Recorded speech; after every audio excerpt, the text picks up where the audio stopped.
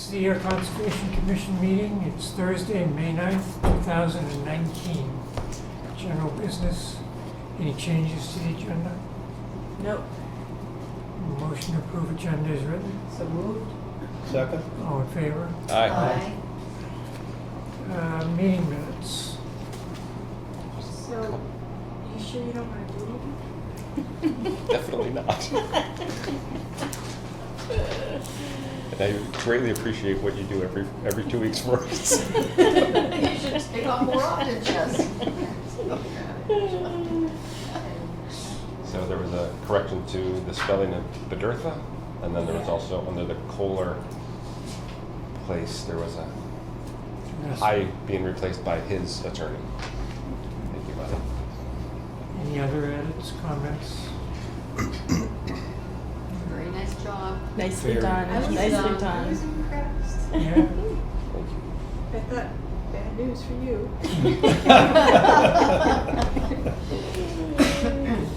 Motion to approve the minutes as spell checked. So moved. Second. Which one is for those? This was 425. Yes. All in favor? Aye. And these were the ones for the meeting before the. And minutes for 411.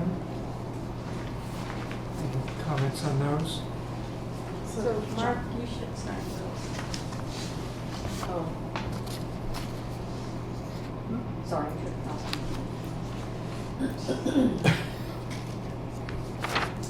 Motion to approve the minutes for 411. So moved. Second. All in favor? Aye. Just the bottom? Hmm? Just the bottom? Yeah, just the date, today's date is May 9th. Signature indicating approval? Okay.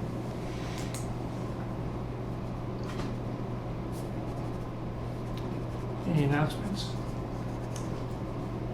We have our Boy Scout event tomorrow at Day after.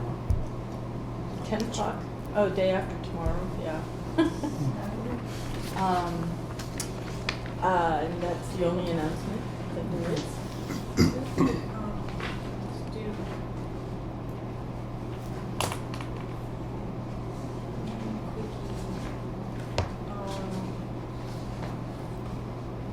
Can you sign that one instead? It's the same thing, but for running through the machine and stuff, it's better to do it single page usually. Okay. But you have to have the original signature to get through. Thank you.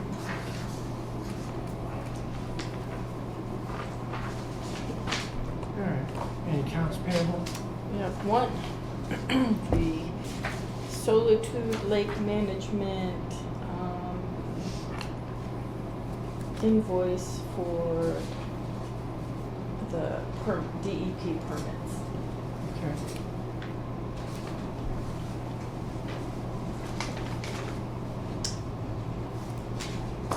Caught up. She's working really hard here.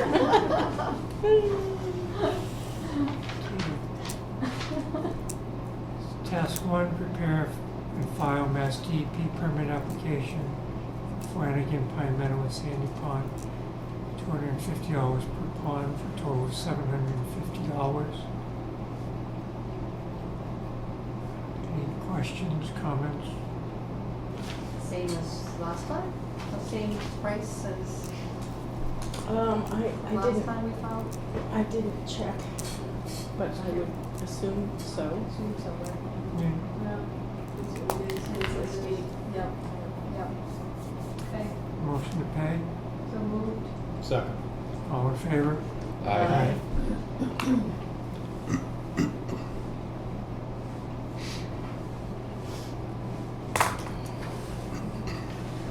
Trying to think where I've seen you before, and I was Now you can. sipping the scotch. Yeah. That's how you do it. No.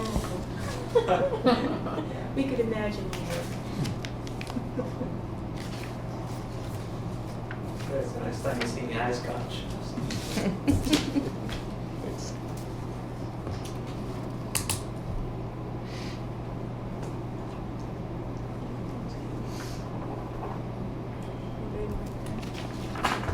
And this would be why we can't rely on just my notes.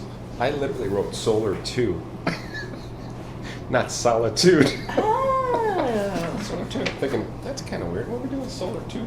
Oh, solar two, did you say, who said solar two? I thought she said that. Oh, said- solitude. Well, I said, they, see the little line over the O? Oh, And when you call them, they say, hello, solitude. solitude. Solitude. Oh, Sol- okay. Like a long O. It's, Dictation on the phone would have fun with discriminating those two. yes. Wow. Yeah, solitude, like minute. Wow. Yeah. All right, our first meeting is continued public meeting, a request for determination of map applicability, 83 Littleton Road. Hello. Hello. Good evening. How are you? All right, let's see, we have shad. We'll get back to that. Like, when is a tree named after a fish? And why is that the case? Because it smells like it. More later. Can't wait.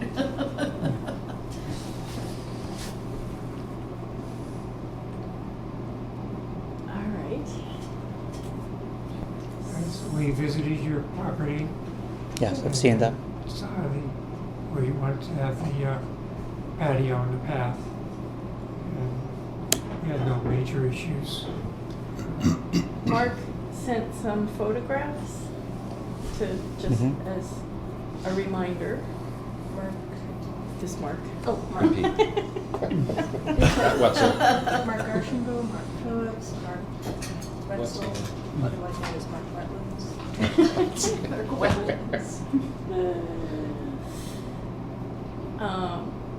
So. So I think the idea behind this was we were basically standing at the corner of where your kind of patio square was going to be, and this would be as you march down to Yeah. the. Have you To the seen like pond? foot, like where like she put in the cursor?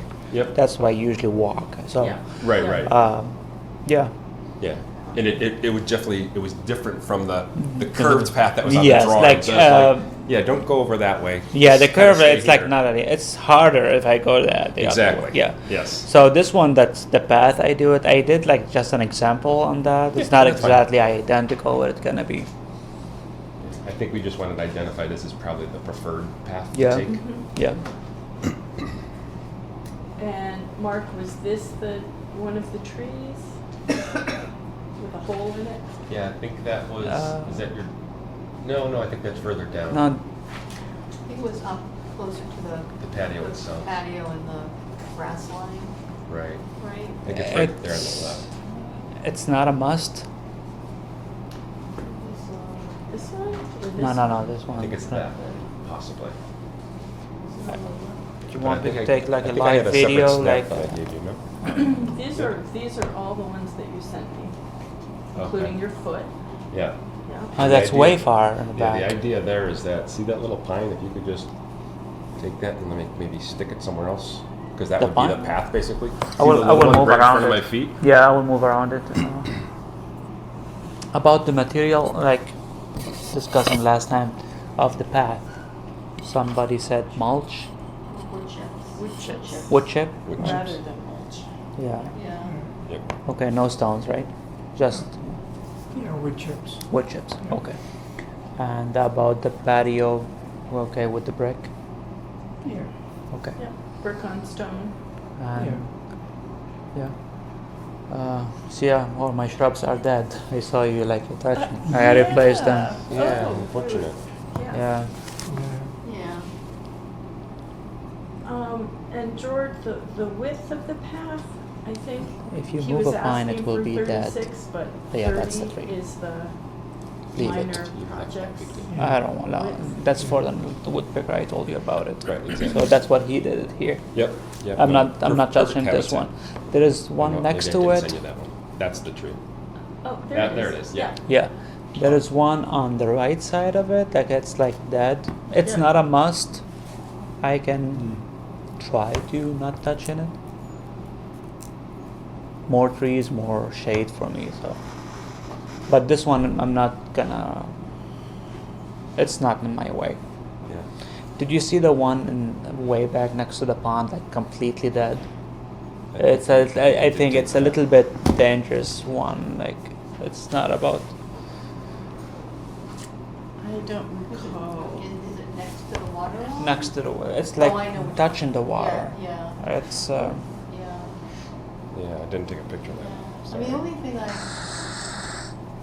would be in favor of. Take a look I would at be it, in favor Michelle. of leaving as many dead trees as you can. And the reason is, they're, so woodpeckers. Yeah.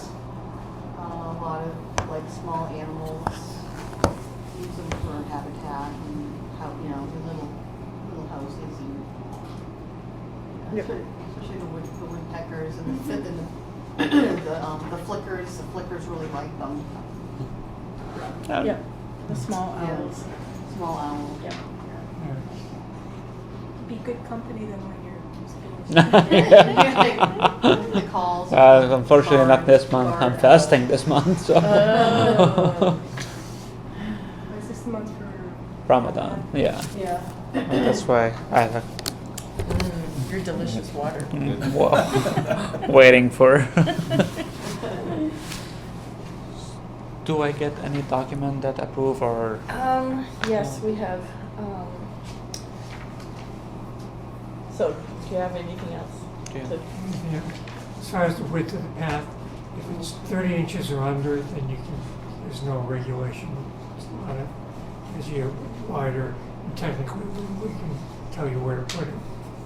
Yeah. We had no real, as you said, we don't have any big issues with where you want to go. So it's just something to keep in mind. Yeah, 30 inch. Yeah. Okay. If I need to stick some wood sticks like to make like decoration, would that fine? Oh, yeah. Okay.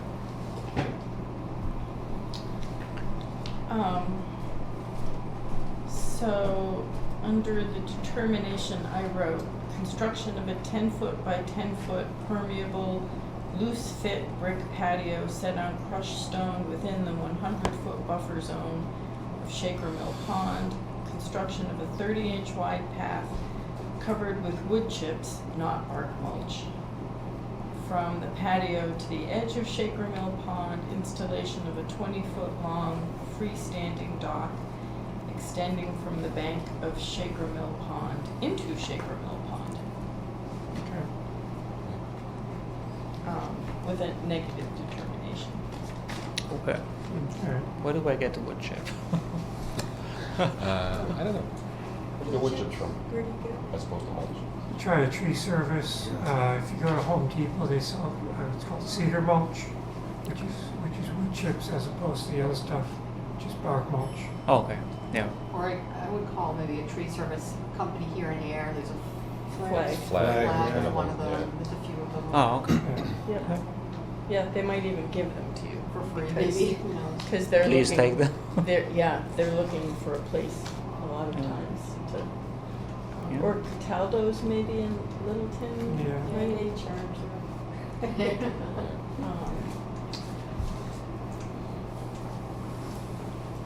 Your patio is like Okay, right here. so- Is the Yeah. tree that kind of leads into. I'm not Motion sure. I'm to assuming approve you a didn't negative notice, but determination. that thing is split, So moved. and then it's got the All big in hole in the favor? backside here. Aye. You should have somebody take a look at that. It's dangerous. That could fall. And I don't want to see it like fall on your kids or anything. Can I take it? No, if it- Well, I'd have them come and assess that for you Oh. and figure out and let them determine if it's. I was showing them the crack tree. Oh, Remember that one? yes. That's a Just- big tree, right? Yeah, Yeah. yeah. Oh, the one that might fall. Yeah, that was leaning inward over, had the or- hole in it and everything. Oh, yeah. Right. Oh, Yeah. that's right, But right. it Yeah, would look like it would fall at least on your So house. in this case, can I take care of it as Yeah. soon as possible with any tree, like company that take those trees off? Or? I'm just trying to remember where it was. I think it was- right of the patio. Right, if you're looking at the Facing house, water. it would have been on the left. Yeah. To the right, if you were looking at the water. Right. Okay, yeah. And here's the house, and sort of, the weight of it was sort of over here. It's that one. Right, and if it's Wow. in the buffer zone, That's it's coming just down. barely in the buffer zone. Yeah. Yeah, Yeah. Yeah. I mean, you could, if you get flag out to look at it, you could do, do the tree and get the wood chips. Yeah, they'll just make the I mean, chips out of that would be your wood Yeah, chips right, potentially. have them chip it, yeah. Right there. Yeah. Deal. Yeah. Yeah, why not? All right, so Monday afternoon, this will be ready for you to come pick up. Or I can just pop it in the mail. I can pass by on Tuesday morning. Would that be fine? Tuesday morning? Yeah. All right. Thank you guys. Appreciate your help. Thanks, good luck. Thank you. Thanks, Ally. Take care.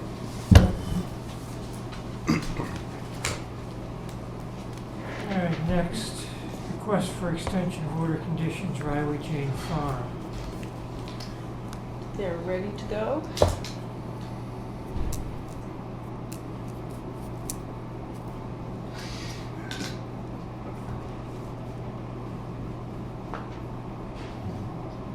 So you voted on that last week. We must have. Yep. Yeah, Yes. is it in the minutes? I read.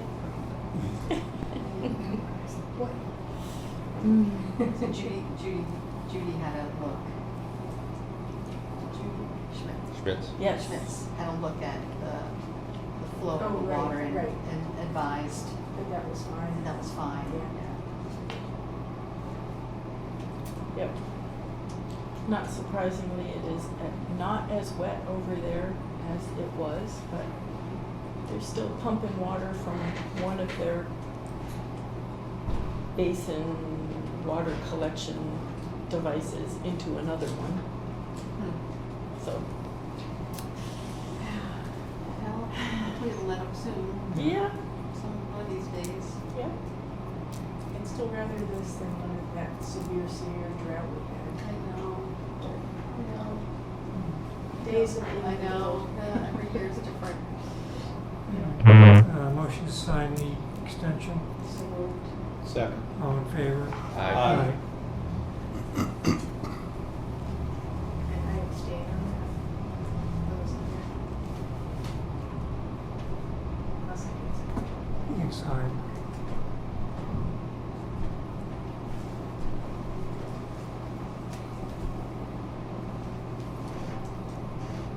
Moving right along. We'll be out of here early. I've heard that many times before. You had to say it, Yeah. didn't you? We'll be here till midnight. You think she was Midnight was, tomorrow. was doing nothing while she was away? It's slightly, Oh, yeah. yeah, nice Friday. Well, Scott in the booth thinks we're gonna be out early too, so. No?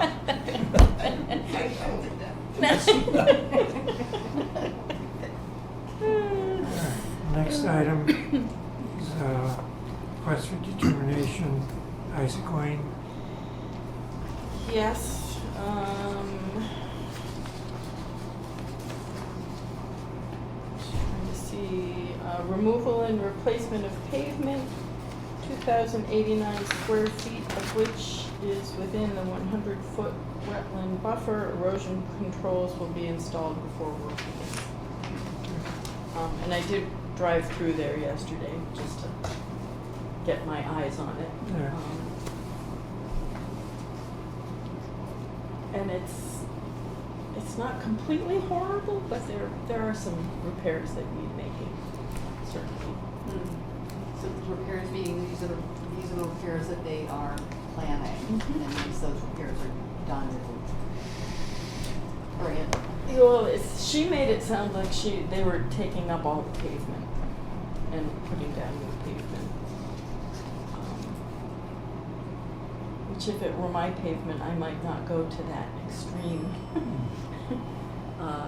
But it's not my pavement, Yeah. and Okay. Okay. So it's the same amount, it's just coming up, going down? They're not the, expanding or anything. the pavement has failed in front of the driveways to the units, so they're big gigantic potholes in the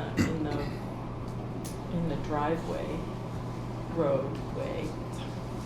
Yeah, she called it the driveway, the turnaround, and then the aprons of the unit driveways. Mm-hmm. Yeah. Okay, motion to sign the order. So moved. Second? All in favor? Aye. You okay with that, Jess? Oh, totally. Miss a meeting though. Yeah, Well, you missed it too. I did. Yeah, we had two out that night. And I brought cookies that too. I You know. missed Nice cookies. You missed the Yeah, you missed the cookies. Capri cookies, butter cookies. Easter Homemade? colors, Easter Yeah. colors, yes they were. Nice, yeah. sprinkles. I don't know if they were over a day old or what. I think they make a batch and they're there.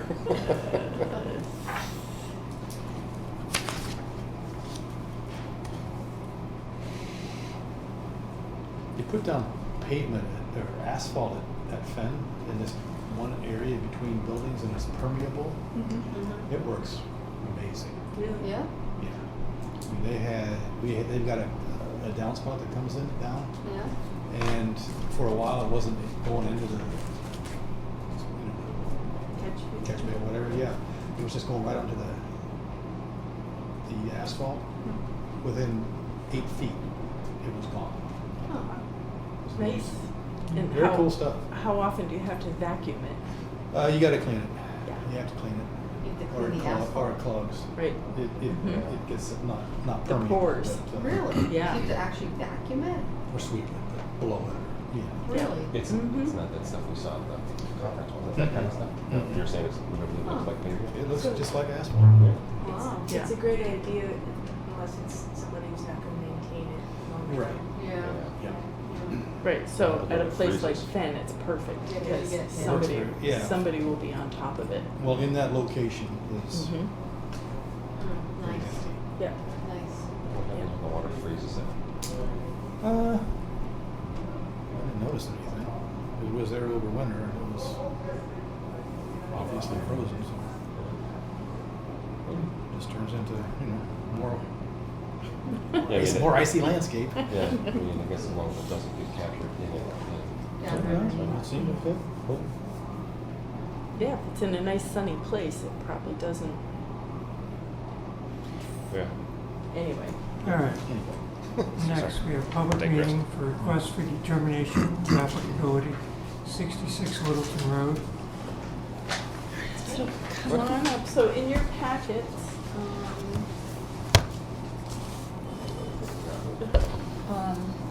you have Rebecca's request for determination, a letter, and, I just made a copy of one of your annotated photographs. I tried to do color, but unfortunately, So, copyright, they don't print at Staples. So she did send a number of other pictures, but the one that's up on the big screen and the one that's in your packet, I think, are the most relevant.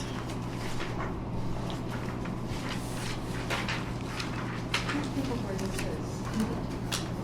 is. This is right across from, well, kitty corner from Shaker Road.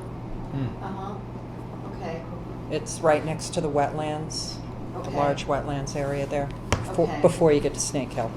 okay, before you get to say, okay, yep, yep. So this is the corner of the house. The driveway comes in to the right of the house. This was the wetland that got so backed up because the culvert was clogged. Oh, right, Yeah, it was, yeah, okay. the water was literally at the bottom. These trees stood in the water for 2 years. Oh. It was, we had depth-wise 6 feet of water that should not have been there. Oh, boy.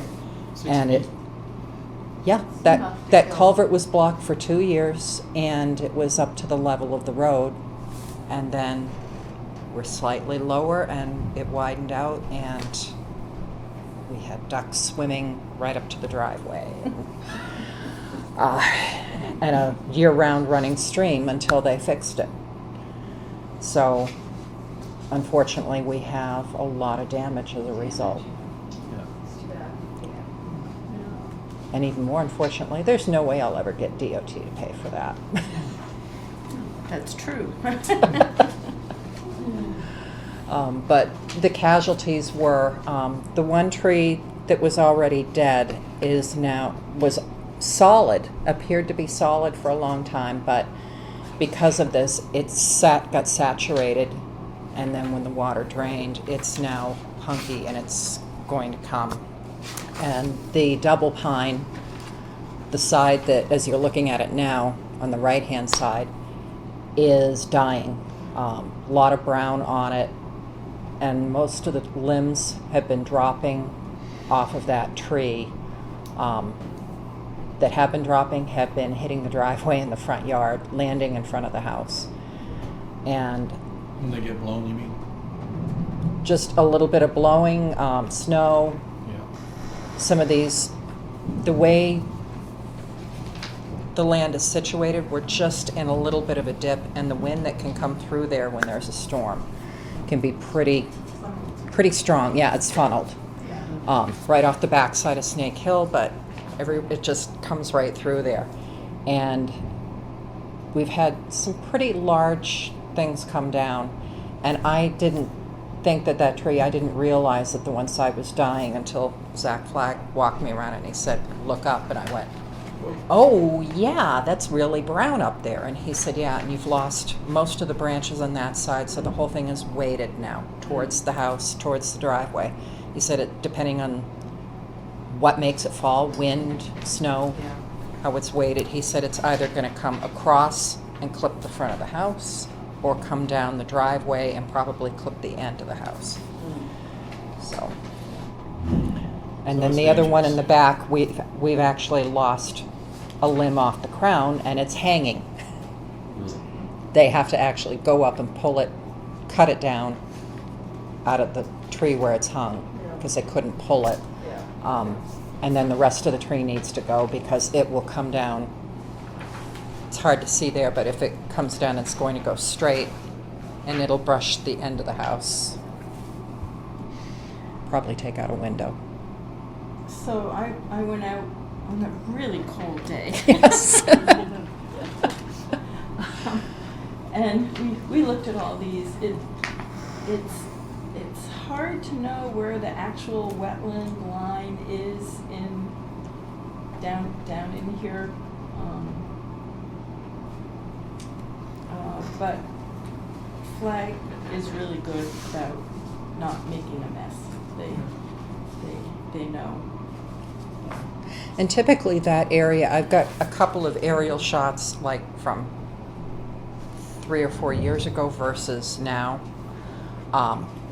or when the last one was done, which was as the water was receding.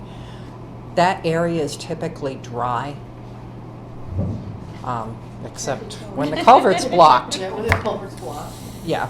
Or we have a spring like this. Actually, it's still dry and there's no water there now, Okay. No. surprisingly, even with all the rain. Flowing. It means it's flowing through, right? It's flowing So was through. it blocked by beaver activity? Yeah, on the side behind J.C. Madigan, Uh-huh. the beavers had come up and through from Uh-huh. around Mill Pond, and they had blocked it on that Okay. side. Okay. Is that where that beaver dam was sort of cleared just before you? No, That's a different one. this closer to the to 2A. Two-way, yeah, all right, Yeah, all right. so Do get around. They do. they do. Fortunately, they didn't Yeah. come through the culvert on my side. Yeah. We had lots of other things that migrated there, but well, the water was high, but not, and they moved out immediately. So you're saying right up to the base of those trees, it's dry now? It's dry. It's dry. Most of, if you can see like a lighter colored line that's kind of level, yeah, right in there. Yep. Most of that is even dry now. Wow. And what did Flag say? Were they just gonna do it with a bucket, or are they gonna climb it? I'm assuming they're not gonna climb it because it's dead, so. Yeah, he didn't say exactly how he was gonna do it. He said it mostly depended on what you guys were going to allow. But he said it would be tricky. That double pine that's Or dying something. off, that would be tough to climb because it's also strangled and being pulled down, and that was his other issue, is that the side towards the house is strangled by invasive vines and poison ivy, so, Oh, jeez. yeah. So how far is the double pine from the edge of the driveway? Probably, 5 feet, 20? I mean, it looks fairly close. close, right? it is close, it's actually closer as the driveway kind of curves, Okay. and it's actually closer to the backside there behind the tree. But it's probably, I want to say 8 to 10 feet, if that. Could be a little further. It's from the driveway down to the pine, it's an incline that goes very steep right down. Okay. So I'm guessing he may decide to use a bucket Yeah. because it's not really, So this is the dead one, it's more to the right there, Yep. than this is the double pine? yep, Okay. To just cut it from the top down, you know, Yeah, just and drop then, it and let it go. yeah. In pieces and then drop them yeah. and then pick them up out of it. Yeah, that's, I just wasn't sure how far this was, but, yeah. The dead one, here's a thought Mhm. that you could do with the dead one, and I don't know, agreeable or not, but this is be agreeable to all of us, is just, fell it in such a way that it's away from the house. It would Into then hit the guardrail and hit 2A. Oh, so that's. The going only that way you way could is- do it would be to send it into the wetlands, Oh, if you okay. could hit it straight. Okay, Because otherwise you risk it hitting the road. right, it's up to you, a tree in the wetland, trees fall in wetlands all the Well, time. I wouldn't mind, but where it would land is not my property. So I think Oh, yes, I forgot about that. Yeah. My property line Yes. runs just a little ways past where that dead tree is. Okay, There's a fire hydrant there on 2A, and we're roughly about in line with that. Just another just a thought. added challenge. Yeah, No kidding. make it easy, so what is, just don't want heavy equipment going into the wetlands during the crossing of the avoided. I don't think they'd dare to take anything heavy in there because They would never get it out. they'd never get it out. Exactly. No. Exactly. No. All right. Any special conditions we want? I can't think of any. Seems straightforward. Yeah, Yep. yeah. All right. So, motion to issue a negative determination of applicability. So moved. Second. Negative is Oop. positive. Okay. That's a, it's a good thing. Is there any time limit or anything? No. Okay. Because we need to do this, and then we'll be coming back to talk to you because the high water also caused some issues with the driveway, and we have to have that fixed. All in favor? Aye. Okay.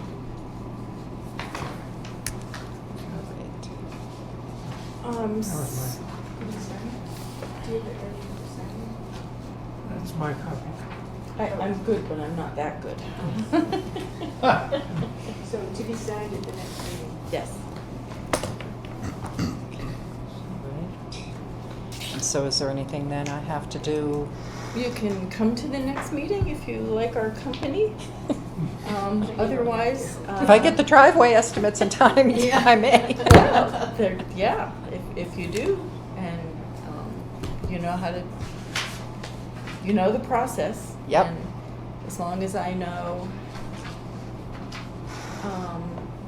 by the Monday before the meeting to get it on the agenda. Okay. And as far as this one goes, do you need to be aware then once we actually get the trees down, or when? It would be it's nice if I scheduled? knew when he was coming. Okay. So I can have it in my mind that it's something I ought to go look at. Okay, sounds good. I will probably call him tomorrow and get that date. Okay, good. All right, great. Thank you. Thank you. Thank you. See you again. All right, next, request for certificate of compliance, continue lot 3 of Ryan Park Drive. Yep. Nothing to report.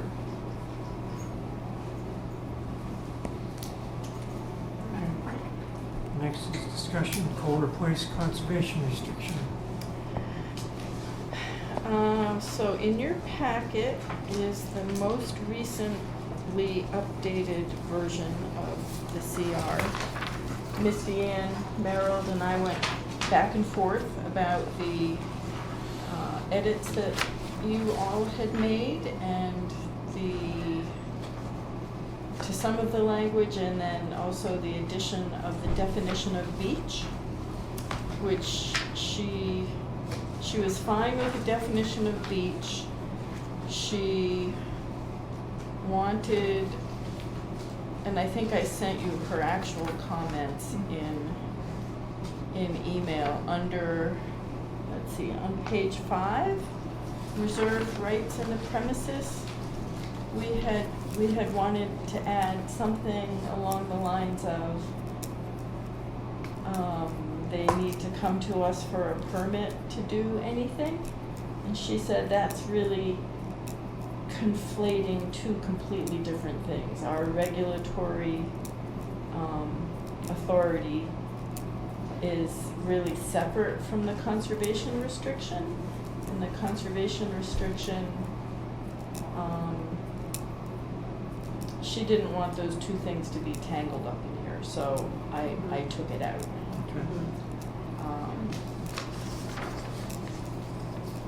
But I left all the other comments that she had put in, as well as the definition of beach, and the prohibited uses. We had added digging, beach sand.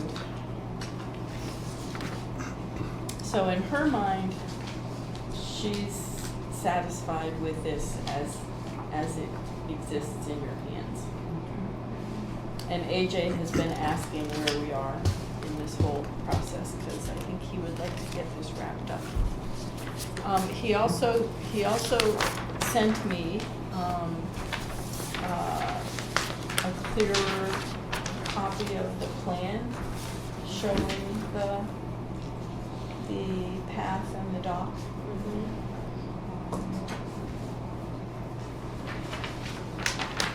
So this is like what he wants to put in the conservation restriction?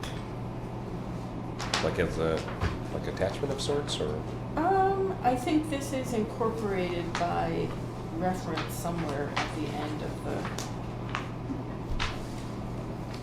What are you missing? Here's my phone. I didn't see it. I've got two. You want one?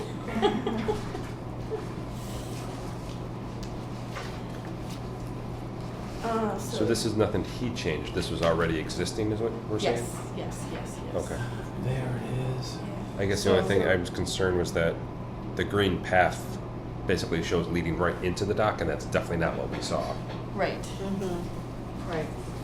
Right. So the dock is not attached to anything, right? It's just freestanding. Okay. So And it could be moved, is what you're getting at? it could be moved. The path had to be a certain number of feet away from his corner. Do you remember he was talking about the bound? No, he said the dock had to be. The The dock dock had to be, and that's what I'm saying, that this maybe is an issue. All right. Right, because that's where, I think this is where he's getting at, is it's 50 feet, and he was saying he'd Right. rather have it 25, but Right. this thing is saying it's gotta be 50. Right.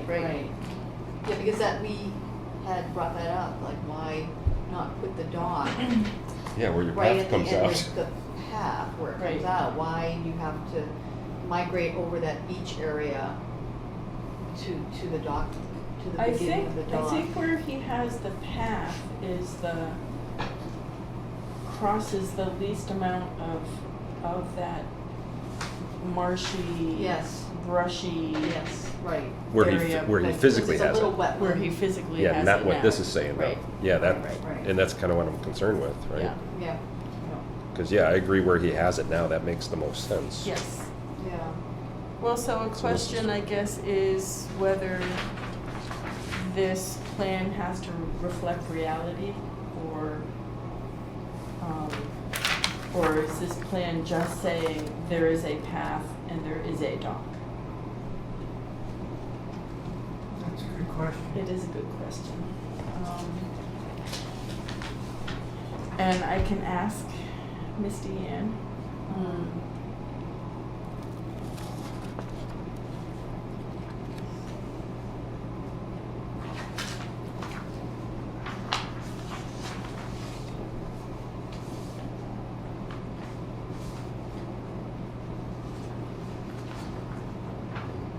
Streets and ways shown.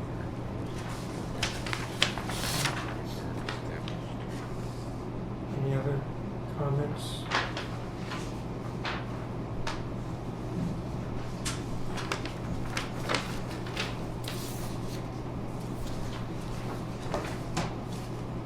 So there's no mention of where the dock is situated? No, I know the dock licenses that we issued, there was never a specific. Yeah, you have Yeah, rudimentary plans of roughly here. yeah, right, just dock on the Yeah. property somewhere. Right, and so I don't know where the 50-foot requirement comes from, 50 feet away from that bound. I know. I'm not sure.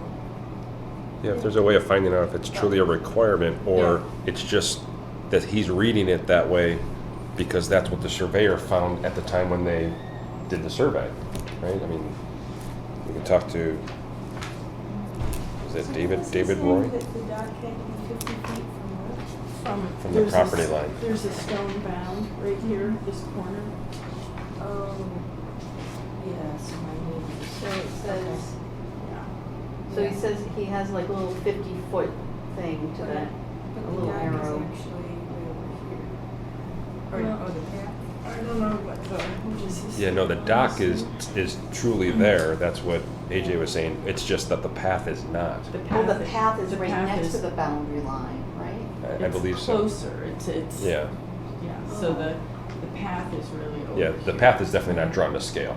Okay. No. Because if it's 50 between the boundary line and the thing, that's not a 5-foot path. Right. Yeah, That's a 40 or So the path 37-foot path. Yes. okay.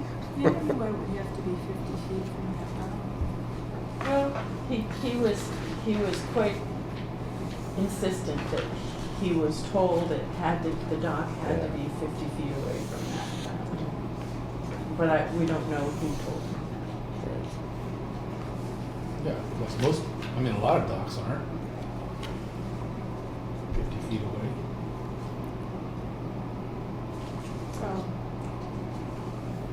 Also, if you have like a property that's 100 feet wide, Yeah, exactly. it's like, you're really in violation, and even if you put a dead center, you're, if you have a 4-foot wide dock, you're 2 feet close on either side. So, but, Well, I can ask. I think the setup that he's got right now is pretty good. With the path being away from the corner.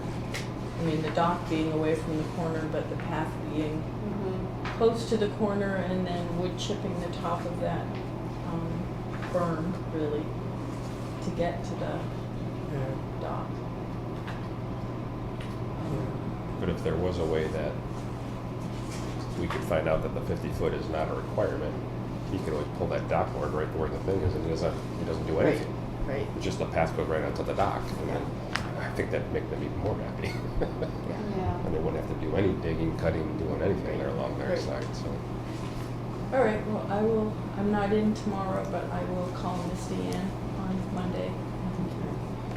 And going back to the edits on page 5 where she said we were kind of, she said basically we were being redundant, but then wouldn't that be Well, the case for? it wasn't that we were being redundant, it was that we were combining two disparate concerns. We were combining our regulatory concern with the actual conservation restriction. Okay, so, and I assume what she means by that is by us requiring the written permission? Yes.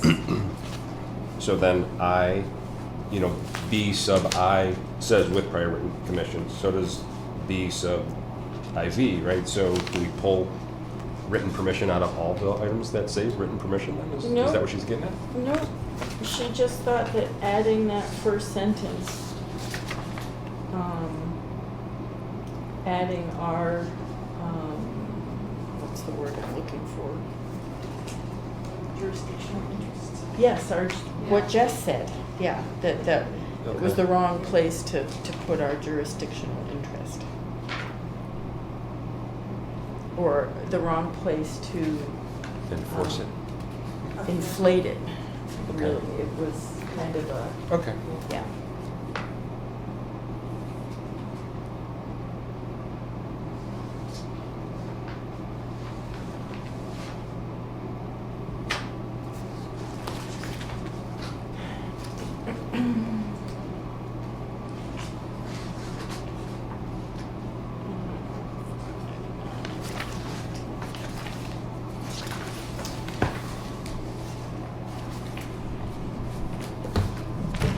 All right, that's good.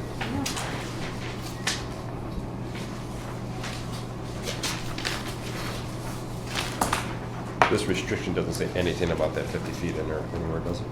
No. No. Had to come from Some other source. Yes.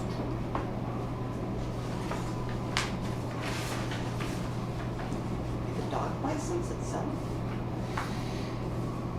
Has to be a certain distance from a property line. Oh, could that maybe be it? Right, 'cause didn't you guys say that any dock that's in Sandy Pond was licensed like Yeah. years ago? Maybe Right. for whatever reason, maybe his happens to say that it has to be 50 feet from the property line. From any, from the property line. That'd be stinky. Well, I will find out.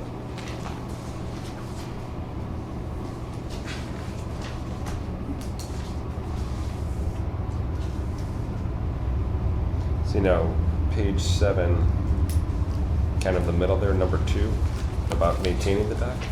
It does say the dock shall only be located in the area shown on the plan as the dock area.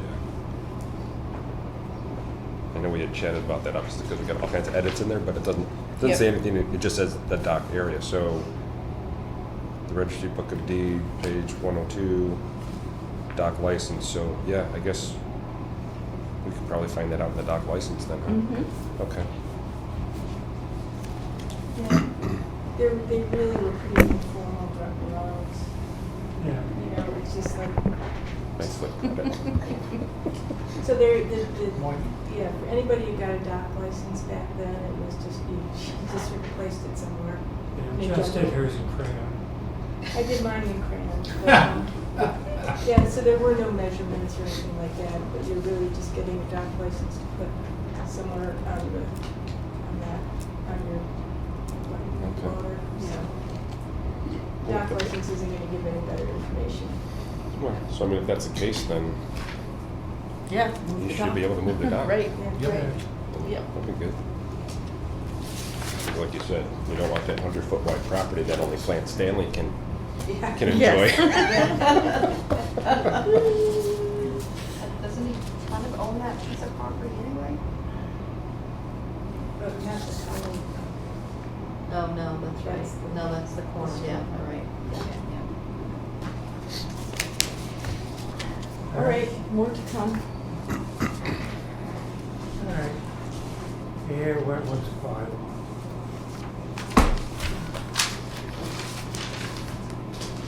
All right. I think this is in pretty good shape. all righty. With Thank the you. drawing. Ooh. Oh, wow. Courtesy of Mark. Wow. Pictures. Yay. One picture. So,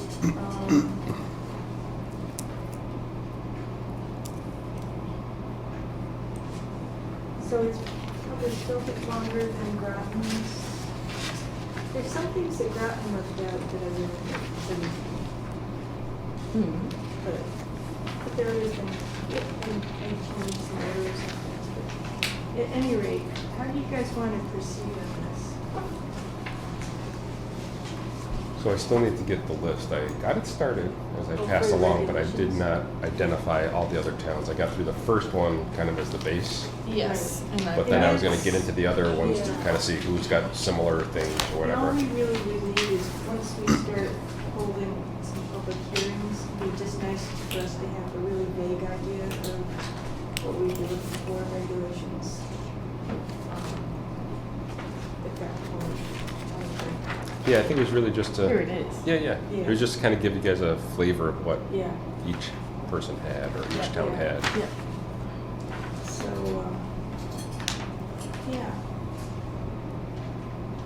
So I did like Groton did, I did a little Mhm. introductory thing that Yep. stressed in two different Uh-huh. places that really protection of the wetlands benefits people's property values. Which Yeah. it does. It does, Right. Which yeah. it does. But, Yeah.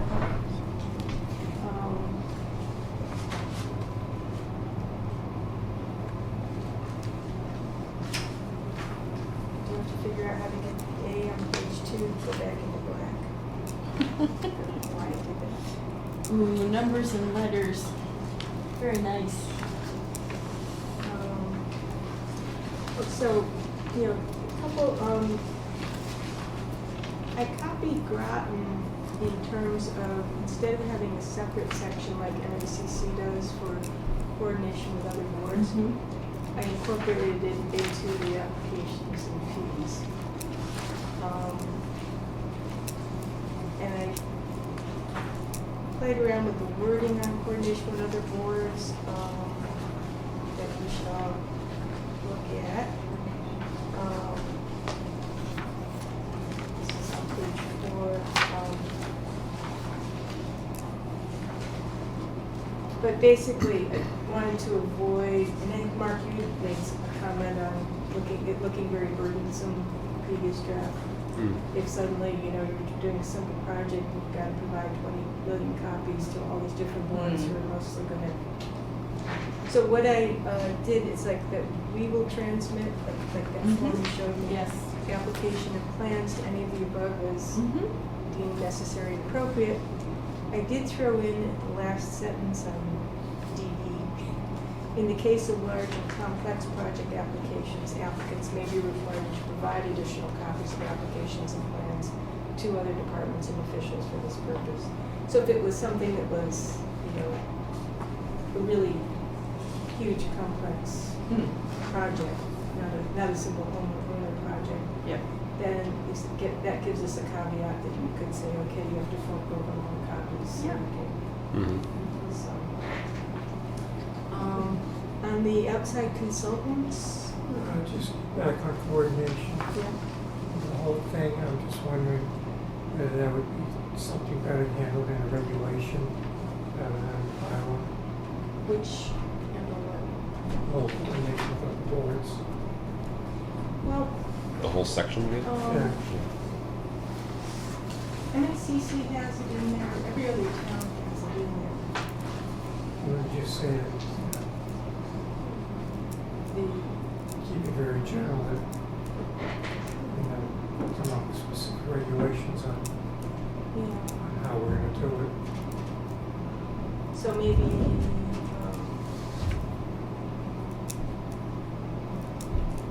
Say we can request additional copies as needed to coordinate with other boards or something. so you wanna get rid of the whole thing? Yeah. So all of D, all of D. And then D, and then it will go into regulations.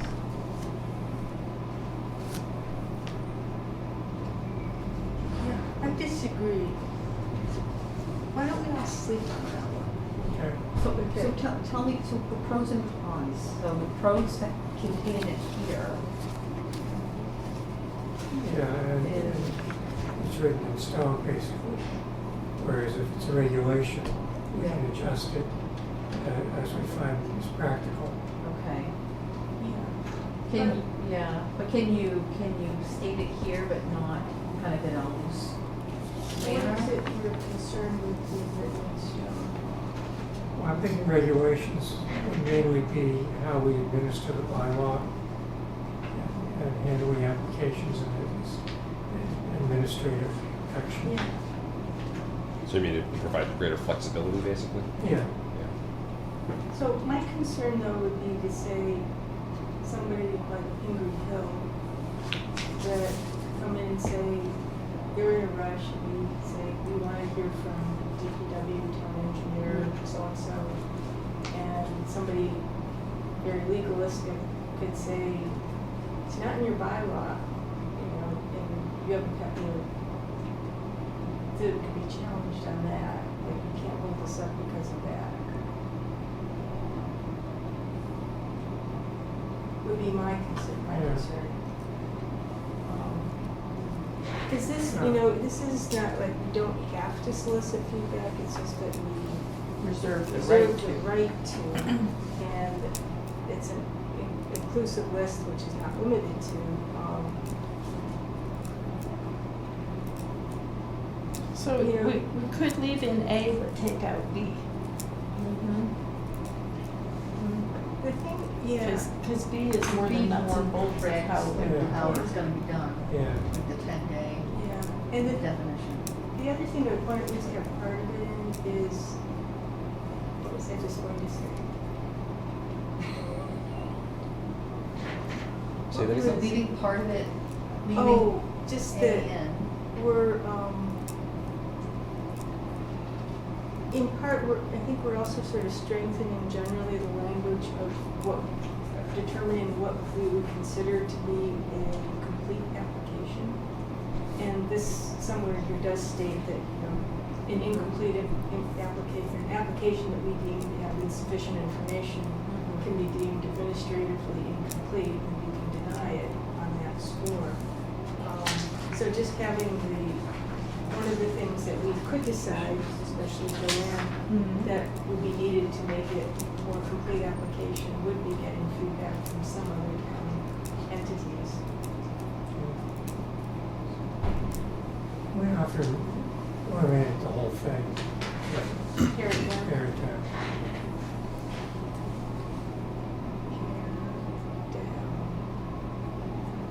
Okay, now on the outside consultant thing in the next section. Before we leave that, Yeah, so just in A, the very first sentence, yeah. so permit application to be considered complete, the commission and/or its administrator reserve the right. So basically, it's all of us, or just Joanne could do that?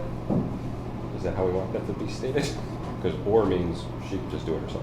Yeah, I mean, I think would be, that's fine with me if our trained professional thinks, because of, know what the DPW might have something to say or such and such.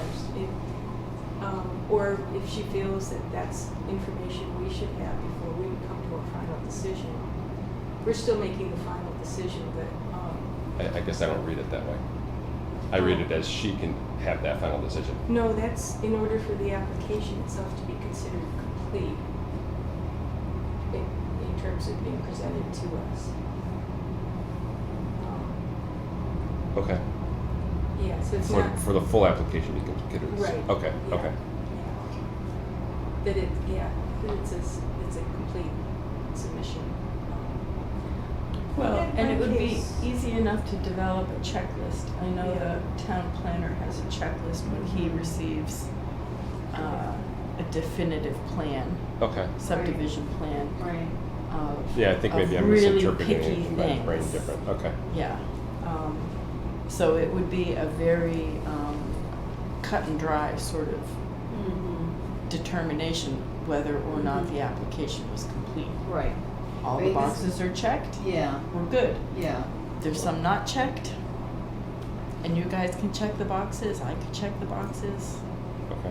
Right, I mean, this is a little qualitative, because it's like you're saying, oh, we have the right to solicit feedback, and that's sort of like a verbal thing back and forth, but Mhm. nothing in writing. Be nice to have something that is What do you? in writing, Oh. like you mentioned, the checkbox Mm-hmm. So how would you want that? stated. You Would just that wanted be to say in- the would right that- to reserve to solicit written feedback? Is that what you want? Yeah, written feedback, or would that be going into the more the regulatory? That'd be more It's regulatory. regulatory, right? As to how the feedback How would be it's- yeah. exchanged? Yeah. Yeah. Okay. Yeah. Okay.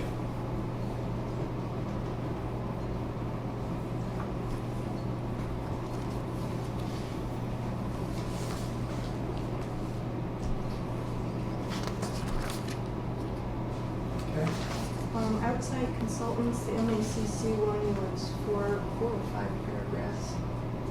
Um, 4 or 5 paragraphs? Yeah. It sort of blended into everything else too. Groton's is 1 paragraph, Harvard's is 2.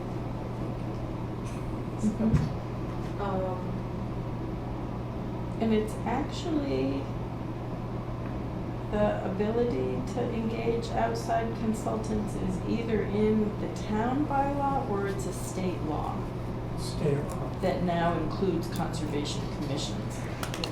So, this might be able to be briefer too, since we already have that Yeah. right. I guess there's sometimes, well, I mean, sometimes this is the place where you can set it somewhat in stone. Mhm. And I go back to, I think when we met Liz, was it,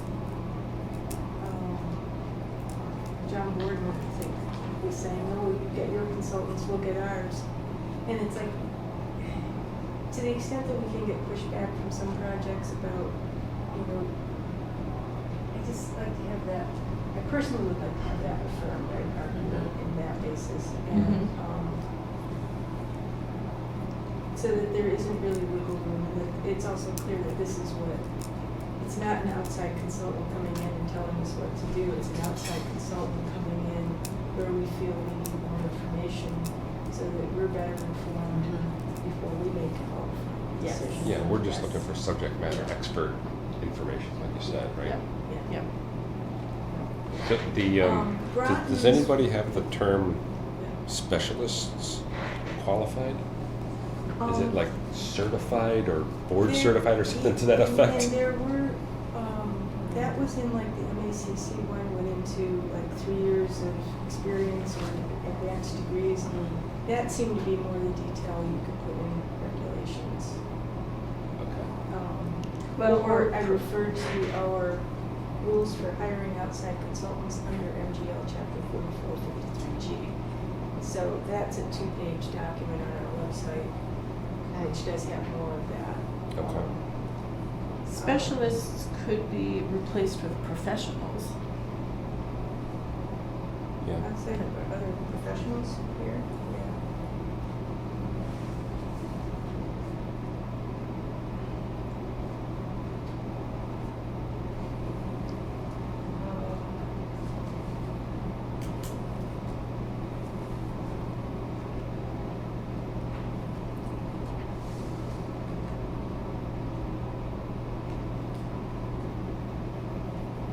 licensed professionals. Are they licensed? Is like Deshane, is he licensed? Yeah, but again, He's a that's professional engineer Yeah. with Okay. a PhD. Yeah, so he's a licensed engineer in the state of Massachusetts. Yep. Okay. And Paul, our consultant, is a professional wetland scientist. That's Which kind is of the a stuff I'm looking. designation, Yeah, yeah. that's what I'm saying. It's Yeah. like specialist just seems a Right. little We went back ambiguous. and forth on this a few years ago before you came. Yeah. And we could find no place where professional wetland scientist was actually defined. in Exists. Well, yeah, that's right, because it is just through the Society of Professional Wetland Scientists. Yeah. If you meet that particular organization's criteria, then you get to be one professional wetland scientist Yeah. in Massachusetts. So that's just like if you join the club, Yeah. almost like the creator of My Pillow. Who, Wow, where did that come it's from? certified by such and such, and he's the only member of it. Oh, of course he is, yeah. Yeah. Yeah. That's what I'm concerned with, right? The special. That's why I want to make sure the term is somehow or another got Defined something somewhere. behind it. Right. Well, so a professional wetland scientist is a professional, Right. right? With a degree. Yeah. And all these other boxes you have to check off And before you can With actually. certifications, yes, do that. classes. and- Yeah. Yeah. Yeah. We want to make sure Approved that by- when we hire a His professional, in-law. that somebody can't come in and say, well, he doesn't meet all of your requirements, Mhm. even though we want him. Mm. Yeah. So a PE is a professional engineer, Right. right? So. Yeah. Yeah. We want to go back to the beginning, we just do it. Really like the front page. Yes. The one I was getting at was the one that had like the stream, the riverfront boundary and everything too. It was like on the bottom of that page 4. Well, I could, oh, it was history, okay. No, put more. All right, well, Or maybe that one goes in the regulations because it's more definitive. okay. You Yeah, could actually extend this screen kind of like artistically kind of snake it around. Oh, on yeah, the yeah. bottom of the page. As long as you create some Yeah, perspective, right? Yeah. okay. So in your leisure, just read the first page at some point. It's good. Hmm? I like it. You like it? I do. Okay.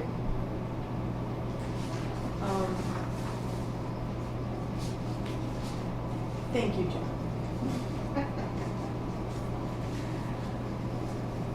Alright, so going into the next areas, purpose is basically what every town does. Doesn't really Yep. do much different. I did remove my previous reference to ACEC because, as Joanne pointed out, ACEC is a big area, not all of it's jurisdictional to us. Uh-huh. But I did put under a regulation section that we might include adopting stricter standards for jurisdictional and active water within ACECs. Right, and I think the planner is eventually gonna get around to having a Pettapawag overlay district. Is he going to consult you? Well, I asked him again today to please do that, All right. and he said he would. Okay, good. Under next section, jurisdiction, just goes through, and I'm keeping to our previous decision that we were going to consider intermittent streams, brooks, and creeks as having a 100-foot buffer zone, not the 200-foot riverfront zone. I think Mark Wetzel had made some persuasive arguments last time about how that could really mess a lot of people up and not be popular, as well as really cumbersome, Mhm. burdensome. Mhm. The second paragraph, all the different things have that caveat paragraph about agriculture. Yep. And I also have it under exemptions. Mhm. I just put it here and didn't bother, I threw out that neither applications for permits are therefore required. I didn't mention it again in your exemptions. And then paragraph C is just the thing that says that, if you're doing something, it's not jurisdictional, but it has impact on our jurisdictional area, then, we might be able to handle that. Presumptions is just stating buffer zone is important, riverfront areas important, and vernal pools. And I think that's a really good place for presumptions Yeah. is right there. Yep. Exemptions and exceptions, we had added in sewer and stormwater facilities as exemptions, and no other, MACC doesn't use that, no other town uses that. And then it sort of finally hit me that maybe they don't put that in because the nature of that work shouldn't be automatically exempt from permitting, Yeah. because it's really messing with stuff, so maybe Right. that's the reason it was never there in the first place. Yep. So I took it back out. Okay. And then the standard paragraph on emergency stuff. And then paragraph C is the one that I think would be good for, based on some of the resident comments last time, is that minor activities may be exempt from the process. Further details in our regulations.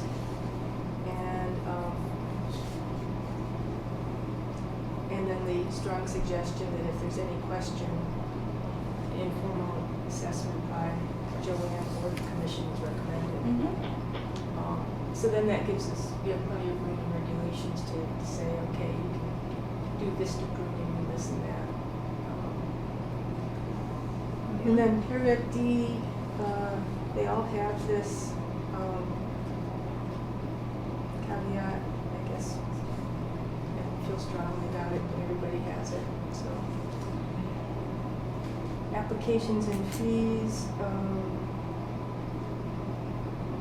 written applications, no activities can commence until we get the permit. If you don't know if it's jurisdictional, or the RDA or the NRAD. The filing fee, we're just reserving the right in the future for good cause to impose additional impose an additional local filing fee through regulations. So, Just, can we go just back to D, the D under exemptions? Is that, so the exceptions provided in the Wetland Protection Act, so the exceptions are, there's numerous exceptions, Yes. you know? Big, long list. Yeah, big long list. And then you say shall not apply. that's what they all, Under that's this the law? wording that they. Isn't that the opposite of, meaning that if they, if shall not apply, meaning that I think that it's the like exemptions we, don't apply? that we're setting the exceptions. So we're making this stricter, the way I've made sense of this, because I didn't write this, but that our bylaw is going to be stricter than the Wetland Protection Act and its regulations. Okay. So they have a really long list of exceptions. Yeah. And so that basically we're saying we might not want all of those to be automatically exempt. Okay. So that's how I make sense of it. Okay. Okay. You can all just cogitate on that, but Okay. and, what do you think? Yeah. Fine with Okay. But I think that's what the main. Oh, that's the main, okay. Yeah, it's All right. just that if we decide well, we can't, if we haven't listed it as this is what you can do. Yeah. Somebody can't It- say, oh, it says says over here, you do this. Right, I read it like in a very general way, meaning that, oh, I know there are all these exceptions. Yeah. And then I read this, I'm like, oh no, shall not apply under this law, meaning, oh, I can't go back and cut. Yeah, so if the Right, only that's how- regulation. That's how List of I have always you, interpreted it Or for too. this, or for that. Yeah, if the only regulation we had was our list of Minor activities. exemptions or minor, yeah, our list of minor activities, and it's the same exact list that's in the current regulations, then this wouldn't really mean, D wouldn't really mean anything. But if our list is half as long, then this means, to me, D means that all those other things on the other half of the list Right. are out the window. Yeah. Or, Yeah. Yeah. or they have to be permitted. Yes. Very possible. Right. Yeah. Yeah, okay. Well, it's, so again, so this is it the shall or is it the may? Is it what, or what? Is it shall or may? Shall or may? To get to your point, right, so the exemptions that are afforded in the Wetlands Protection Act may not apply under our bylaw. May not, yeah, may not. I think Or- shall says they don't, Everything Right. doesn't. whereas may says, yeah, we may agree with some of those exemptions, but others we're making it more strict. Again, as we said, we can't Unless be, we we state can't it. be less Unless restrictive, right? stated otherwise. And was stated in this bylaw and regulation. Other than stated in this bylaw. So if it's in the bylaw, the regulations, Other then than it does stated apply. in this bylaw and the regulations Yeah. adopted. So I think may is ambiguous, but shall. Yeah, Yeah. yeah. Definitive, Yeah. Okay, so it's Yeah.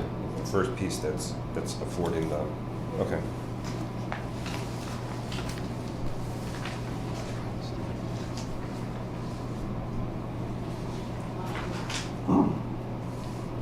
Yeah, so B is, C is fee fees, D is coordination with other boards, I'll pare that down. You have to kick and scream to read it. Outside consultants, yeah, I really want to keep it included, it just gives us, Yeah. it doesn't limit us, but it does give us a Yeah. really clearly stated Yeah, right yep. to the developers that Yep. Agree, Yeah. yeah. F, they all have that phrase, we can waive filing fees, so just. Notice and hearings, just talks about abutters. And what's different with this from the Wetland Protection Act is Wetland Protection Act requires notification to abutters within 100 feet. This expands it to 300 feet, which actually gives more residents, neighborhood residents, the ability to weigh in if it's, so it's to everybody's general benefit there. Excluded from the abutter notification are RDAs, extensions, and requests for certificates of compliance. And just the 300 feet, how is that defined? 300 foot radius? 300 feet, it's defined, it's also in definitions, but in owners of land direct, so it's 300 feet, so here, it's in addition to what directly borders you. It's anything within 300 feet, even if it's across a street, or if it's across water, or if it's across municipal lines. So it's a 300 foot radius then, right? Yeah, yeah, Like I said, it's the people immediately adjacent and touching your property, right. but then it's one also property, yeah. a radius 300 feet Right. from any of your property lines, Yeah. correct? Yeah. So it could be behind you, Mhm. whatever, okay. So you could, but you could have a piece of property, let's say it's 1,000 feet across, and the wetland is on the other side, right? So it would be 1,000 plus 300 feet? Yes.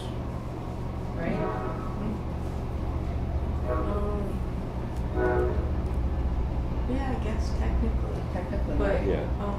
Yeah, because it's from the edge of your property. Edge of your property, no matter where the wetland boundary is. you know, That, we yeah, had that's that the way case I would with, assume. when the gun club was doing that edition a few years ago, somebody from, Autumn Ridge came because they abut one of the parcels. Mhm. Uh-huh. I was very concerned about this, Uh-huh. but it's like, you're way over in Autumn Ridge, Yeah. across all these, this land. You know, it was way more than, Yeah, 1,000 feet even, right. but, Yeah, it's not from, it's 300 feet from any parcel that the applicant owns that may be adjacent to another parcel that the applicant Yeah. owns. Mhm. It's parcel specific. yeah. Yeah, Mhm. so. Mhm. Okay, then it's like what the notice includes, We just make that 300 feet of the property lines plural, so that it's all directions around the property that's being impacted.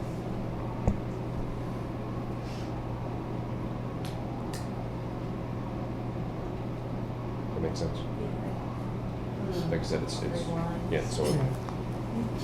Yeah. regardless of where the property Yeah. is. Yeah.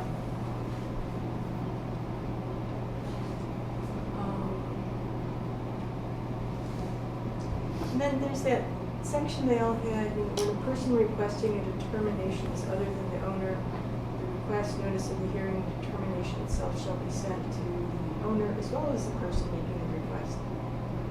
It seems, do you want to keep that? Where are you, Jess? B. B, the last sentence in B. Where a person requesting a determination is other than the owner.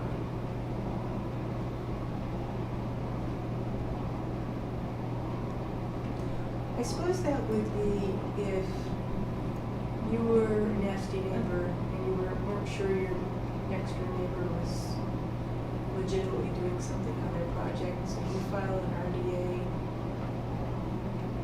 That gets very complicated because, I guess I interpret it as like it's somebody renting property or that. and maybe has a, Yeah. you know, somebody, a landlord Yeah, that's not right. around. Yeah, so that makes sure the owner is notified. Okay. Yeah, so I think that's a good thing. Yeah. And then there's the standard written notice, applicant's expense. Then D is we'll do it in 21 days. And our authority to continue to a specific date for reasons stated. Additional information is deemed necessary by the commission or response to, in its own discretion, or in response to comments and recommendations. It deems persuasive from abutters or concerned residents, from boards, officials listed in 5D above, or from Mhm. outside consultants.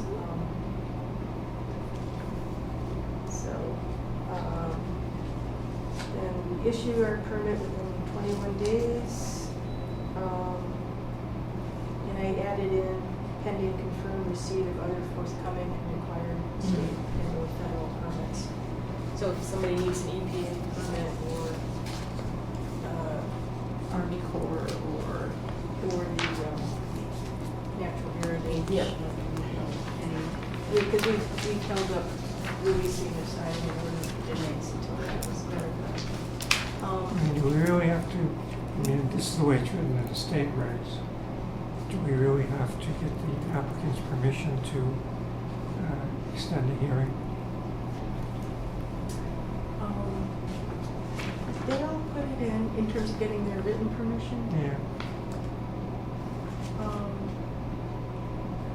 You know, we did have pushback, said Steve Mullaney didn't want to sign anything. They wanted to just give us verbal. Yeah. I mean, we've always extended hearings just on verbal anyway. So where are you? In D, Is authorized in writing. So just put it is authorized by the applicant. yeah, That leaves it vague. yeah.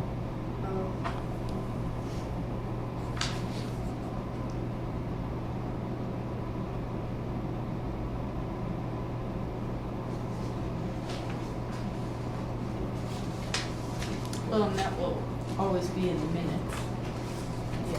so. As long as Jess or Mark are here. Yes.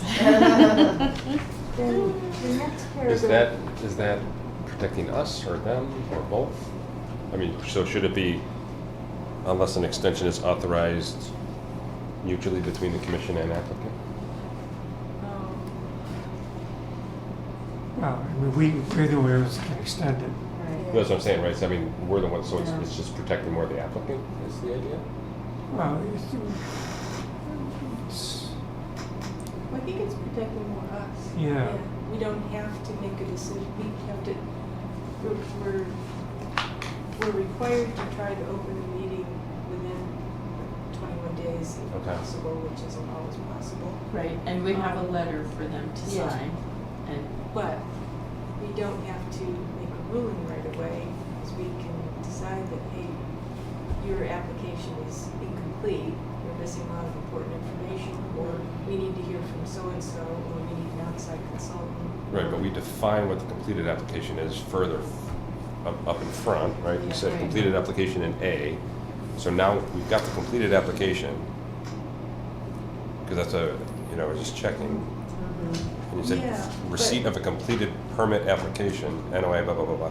So we've got everything, we've got the input Well- from other groups, right? Yeah, but then say we've got a meeting going on, and like, okay, so for Air Solar One, remember, it was from residents who came in at some later meeting after all the trees were cut down to say, James Brook is down here, that's riverfront. You know, so there's times where, residents and, abutters know something more that we don't know, and that would be new information, even if we have looked at an application and think it's complete. Okay, Or okay, somebody comes in and says, hey, but there's this, did you know about this? So, okay. What about just saying, unless an extension is required? where are you? You're saying is authorized in writing by the applicant? But why not just say an extension, unless an extension is required by the commission? Required by the commission?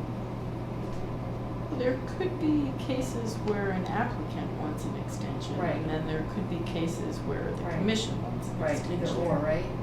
So that's where I'm Just going back to say- the, just it's say mutually by- agreeable between the commission and applicant, right? Required by commission or, and or applicant? Requested by commission and or applicant? Or Well, applicant? or is authorized, take out in writing, take out by the applicant, just have it, unless an extension is authorized or pending confirmed receipt. And that doesn't say who's asking. Right. Yeah, So Could just be leave either it party. authorized? Yeah, and we can put that in regulations. Yeah. okay. Is it authorized or is it required? Authorized seems very official, whereas required, we can say, hey, we're gonna need to extend this because, like you said, Joe Schmo just told us there's a brook back there. Or determined to be necessary. Yeah, I'd go with that. Yeah. And that doesn't Yeah. say who's determined. Right. Right, right. Unless it's Yeah, that sounds determined- good. Yeah, it's determined. Or is deemed necessary? Deemed. Yeah. How do Original has a you lot wanna of craft that deems. one? Joanne doesn't like deems. Oh, Yeah. Like deemed? yeah. Deemed, if we're trying to make this user-friendly, taking out those words with fangs, Yeah. deemed is one of Yeah. those words with fangs. Yeah, Yeah. yeah. It's a, Deems, Deemed. it's more It's a- on high. Deemed. it's a punishing kind of word. It's an old English word. What do you think? It's written in New Times Roman, right? That's a Latin.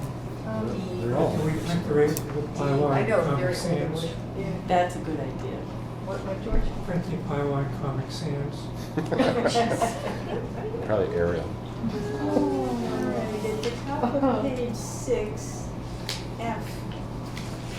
This is in all of them, but I think it means that we can combine this hearing under this bylaw with that, and that combined underneath. So I think it means, this is what I assume, is that the Wetland Protection Act has its conditions that are make things jurisdictional. Our bylaw gets even stricter, but that basically those can both take place under the same application. Is that how you read it? Like somebody doesn't have to have a hearing for the Wetland Protection Act, an NOI for that, and then a separate hearing for the same project to handle our stricter standard or something like that. That should be true in all cases, shouldn't it? Should be true in all cases. That's an appropriate case. Yeah. Yeah, because it would get really cumbersome otherwise. I did not touch this.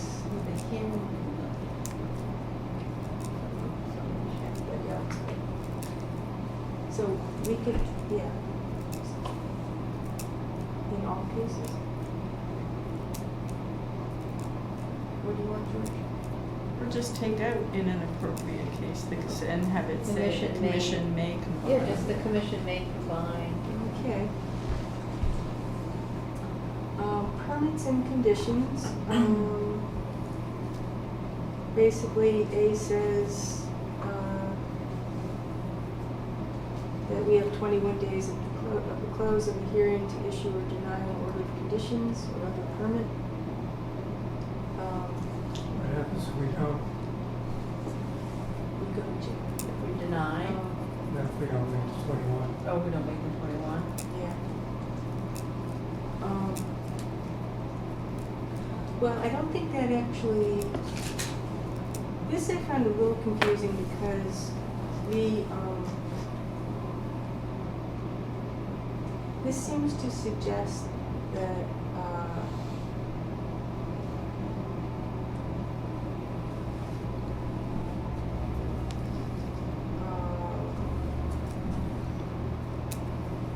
that we will either issue or deny an order that's within 21 days of the close of a hearing, but we always make our decision before we close a public hearing. Yeah. So we've never really violated that anyways. Right.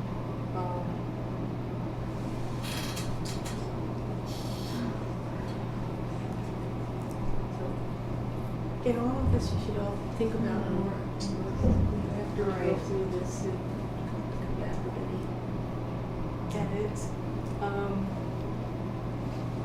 We are empowered to deny a permit for valuable requirements, also deny a permit for failure to submit necessary information or plans, failure to comply with procedures, blah, blah, blah, and regulations, or failure to avoid, minimize, or mitigate unacceptable risks, or where it finds no conditions are adequate to protect such interests.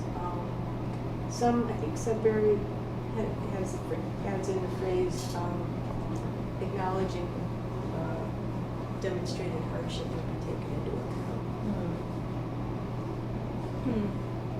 But we could take that out if you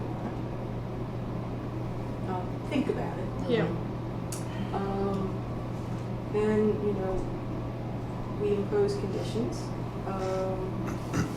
taking into account, and this is a general phrase, rotten had, taking into account cumulative adverse effects of loss, degradation, isolation, replication, blah, blah, blah.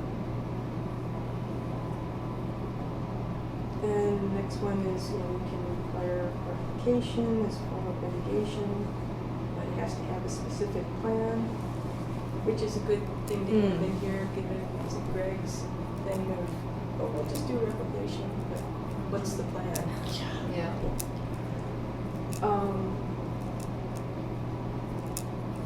And then E, I'm not sure we need, some had it, some don't, paragraph like that, but I don't, look at E and see if you think we need it or not. At some point. Okay.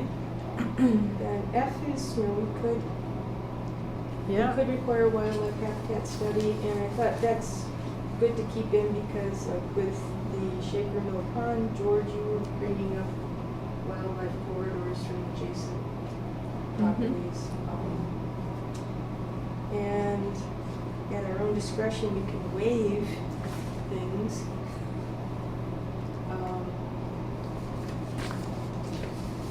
If we find there are no reasonable conditions or alternatives, and that the waiver is necessary to accommodate overriding public interest, or, and I think this is a good phrase, to avoid a decision that so restricts the use of the property as to constitute unconstitutional taking without compensation. Yep. So I think that's the sort of thing people would say, Yes. but, you know, it's in a resident, it protects residents. Right. Then it's the terms of, expires 3 years from the date. Interestingly, I think like some towns like Groton only allows an extension to be extended once and for just a 1 year period. Oh. Which, we've always done up to 3 years. Yeah. And sometimes I don't particularly feel like we need to restrict ourselves to only being able to do an extension once. So it leaves it at our discretion. It says we may renew. Yep. Also, the phrasing that a lot of them use now in MACC is that at our discretion we could issue a permit expiring in 5 years, which would be useful for ice house. Yes. The ice house dam. Yes. Yes. And probably also our pond maintenance.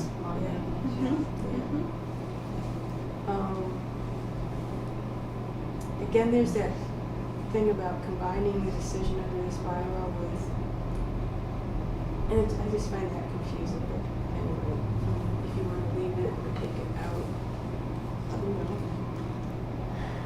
J is we can revoke anything if there's egregious goings on, and then the last K is, again, nothing can happen until they get it in order reported. Yep. Oh, by the way, on the outside consultant, Groton's version had them, they had the right to them, they could then charge the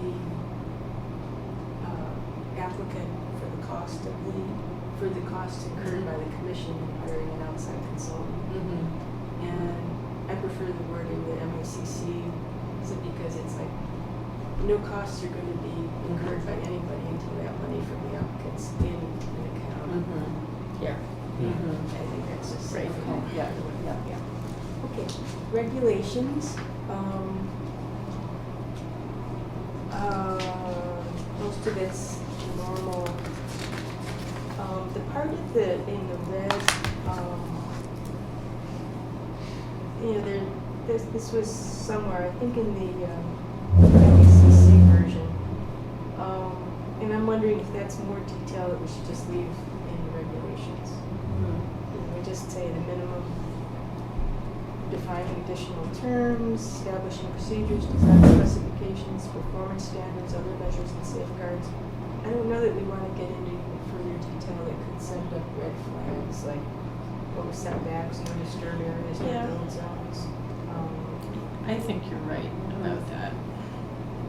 But, so that part, but then what do you think about the very last sentence?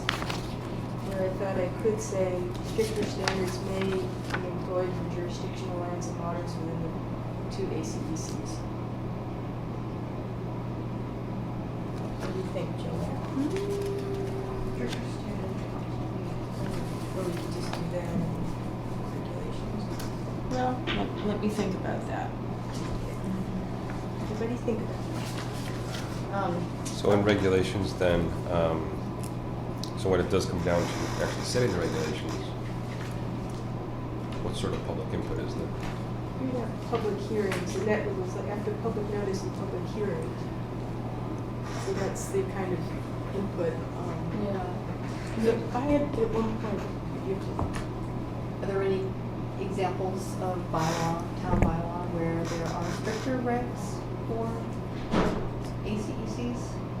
Like down on the Cape? yeah, I couldn't Couldn't find any. I keep putting them for MACC, I keep putting on my recommendations of do a session on Conservation Commission issues within ACECs that you get to do so. Yeah. Yeah. So, Yeah. so I haven't been able to find anything Yeah. there. Oh, and then, when voted, so do you wanna say effective when voted, at town meeting? It just says at the beginning, the first sentence, first after public notice, the second line, carry out the purposes of this bylaw effective when voted at. It's not voted at town meeting. No, it's here, Yeah, voted by the commission. that's the whole purpose is the bylaw gives us the. Oh, I'm ability sorry, to- I'm sorry, this is voted, yeah, so, And step, yeah, Right. you're step one, you're one step ahead. Yeah. I Here. had been having the thought of, would there be some way to make it easier for people to challenge a regulation? And I did a lot of searching for that, just to give a sense of, we're not an autocratic commission that can't be challenged, but and this is something I guess we could ask town council at some point. But we can make a bylaw stronger than the Wetland Protection Act. We can't make it weaker than the state. We operate Right. within that. Right, And, right. and within that, the challenging authority is the Superior Court. It's in here somewhere. It's Yeah. going to Superior Court. And that regulations are an expression of our regulatory authority. Right. So I don't think we can, I Okay. don't think there's any avenue to challenge regulations outside of the same route used to challenge the bylaw. Because that would be weaker than the state Right, allows. right. I'll have a look at, I know years ago I read a couple of different cases, got to the Supreme Court, and it was somebody versus the state of Massachusetts, blah, blah, blah. And how it was voted, because, And I would think, if we issued an order of conditions or a ruling that somebody didn't like, their first course is to appeal to Mass DEP. right. And then the next Right. course is to go on from that, but, and so if we have put something in an order that somebody wants to challenge, that would be based on either final order or regulations. So it would still wind up getting challenged by the same procedure. Right. Without a bylaw, if we have a bylaw, it's challenged, it doesn't go to DEP, it goes, That goes to the court. that goes directly to court. But when we write an order of conditions, that gets challenged by going to DEP first, and then they can challenge DEP by taking it to court.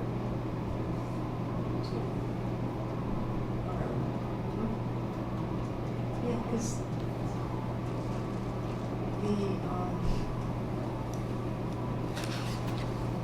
admitted Right. went to Superior Court or something like that. Right. Got adjudicated at the Supreme Court. So, So you're saying this, so it's challenges to the order of conditions, which is trying to impose the regulations. the order of conditions would, we would rule on a notice of intent hearing to approve or deny an order of conditions based on our authority from the bylaw as well as what we've specified in our regulations. So somebody can always challenge that through the state, the actual order, not the regulation. But the the regulation, if it's a problematic regulation, it would be addressed. It could be addressed through that route initially. You sure? I thought as long as we had a bylaw, the first step in appeal was court. For the bylaw. No, just if they wanted to appeal our order, they had to go to court. I don't know, because they get a superseding order from the state. Not if the order is written based on our bylaw. Because if our bylaw is stronger than the state bylaw, Right. the state can't, Never mind, okay, yeah. the good state point. can't Okay, supersede us. right, and there is on the notice of, or the order of conditions form, something where it says with, this is not based on your local bylaw. Yes, Yeah, exactly. yeah, yeah. So where does it go?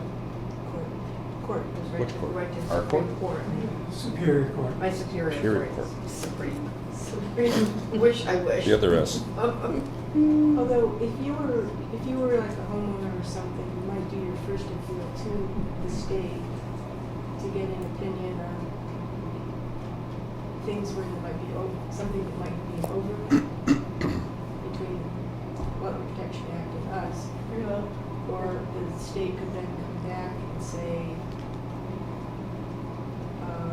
yeah, they're out of bounds based on our shared jurisdictional standards, or that's in their bylaw, not ours, so we'd have to take that to court. Go, Oh. And it's just definitions, right? no enforcement. Enforcement. So definitions are, and Joanna, you had something you liked, a different version of rural schools, and I think I picked what you liked, but I can check. yeah, because your note had said you liked the MACC version better, but what I already had was the MACC version. So I think you were saying you liked the Groton version better, which had a little more, things that I think would be comforting to homeowners to read Okay. that. Yeah, so then, enforcement. Spend a lot of time on enforcement, paragraph B, on our ability to enter on private property. So.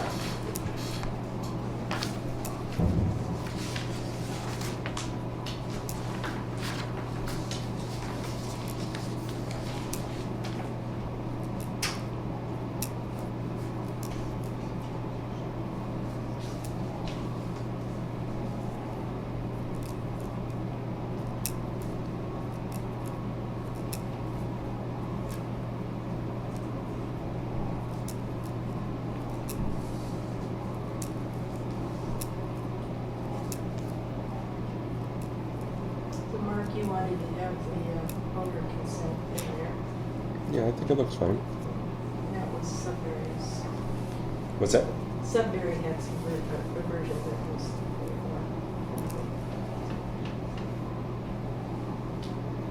Is there a time limit if someone violates provisions to restore property to its original condition? Is there a time limit to that? where, In C? oh, let's see. I would think that we would specify in In the regulations.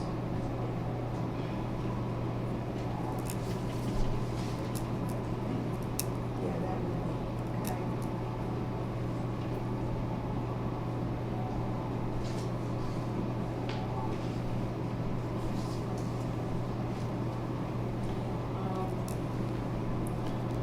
In terms of fines, I know Groton does a first offense, $50, second offense, $100, third offense, Is that per day? $300 per day per offense. So if he has like two different violations. Right.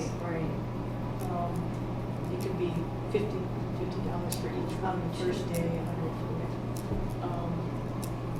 but this is like the standard, the thing is, it's at the option of the commission. We've always, in a way, we already do have this right Mm-hmm. under, Mm-hmm. you know, and how much have we used it? Mm-hmm. So, Right, So- and you don't really, I don't I don't think you really ever expect to collect Yeah. on this. It's just a It's, bargaining kind Yeah. of Yeah. tool. yeah.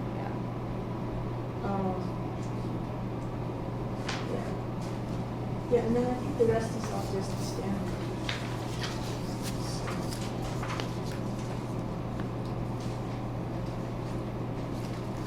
So how do you guys want to proceed?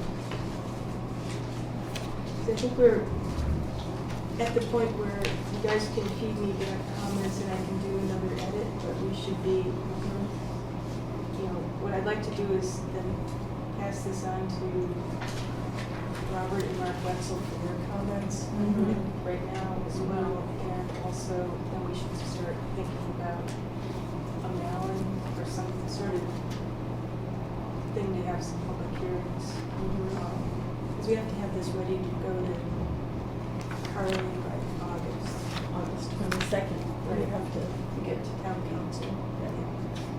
So, it is now May. But I think we're in good shape. I think Yeah. we are in good shape. Yeah. Yes. Yep. Yep. Well, what about sending this to Mark and Mark at the same time that we are looking at it?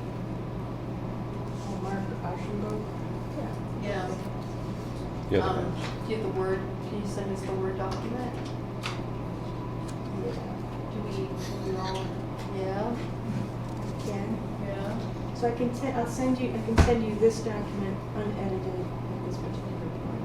And then everybody can have a color, oh, it's gonna get really fun. Oh, you want me to send you?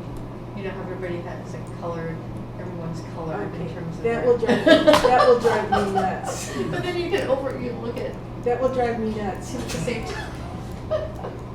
Do you want, Drive me do you nuts. want All right, a all right. written markup back? I prefer written markup. Oh, you want a written markup? That's- Okay, It's just, okay. you just have to deal with the reality of Yeah. me. All Well, right. and Okay. I much prefer writing on It's paper. Yeah. Yeah. So actually, if you send the Okay. document, I can print it out again Okay. and have clear Yes. edits. Mhm. Yeah, this is a mess. And when Jess sends me something, I print it out so it looks like this, so there's Oh. lots of room Oh, okay, for, yeah. okay. This is easier for me to read than, And if we were to include this picture or the other one you had, we would probably have to get permission to use it. yeah, well, and we need to find out if you can actually have a picture in a bylaw. Yeah, If you can have Yeah. graphics. Yeah. It might be more If- applicable in the regulation. yeah. If we get yelled at for trying to include a picture, it was Mark's idea. Phillips. I think it's brilliant to have this graphic. Yeah. And there are those other beautiful graphics that show up in the MACC presentations that, I don't know where, those lovely black and white ones. That's the one I'm talking about. Yeah. But I don't know what the source of those is. Let's I see if it's think in we here. could maybe get away with one in the bylaw, but not more than one. Yeah. But in regulation. Oh, yeah. But whether we can get away with one is, Yeah. we'll find out. Yeah. So, our next meeting is May 23rd. You guys think you can look over and make any Oh, yeah. additional comments by then? Yep. Yeah. Okay, so edits by May 23rd. And in the meantime, then, Well, you probably want them before the 23rd. Right, because you wanna yeah. incorporate them. Okay, if you got them to me by Monday the 20th, Monday the 20th. Okay. It's to the, or even Tuesday the 21st. Okay. Let's say the 21st.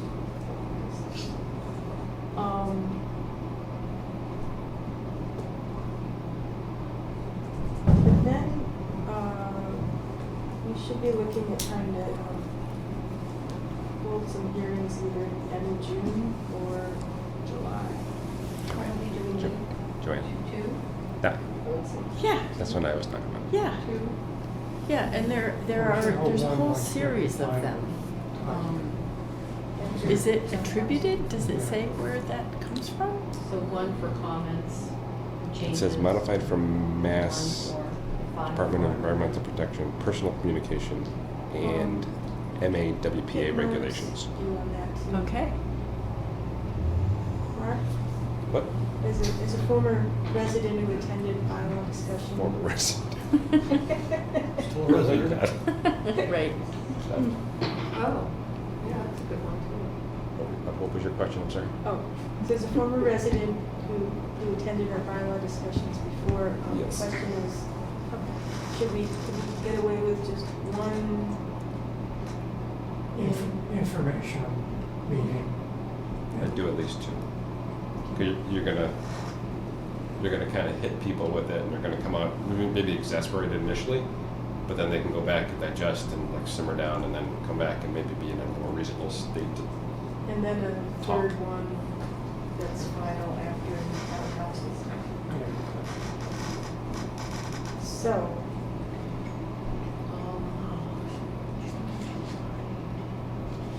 yeah, so it's. Do we know when the special town meeting in June is gonna be? Yes, but I have to look it up. I found out Oh, they have to yesterday. send out a warrant for that. Yeah.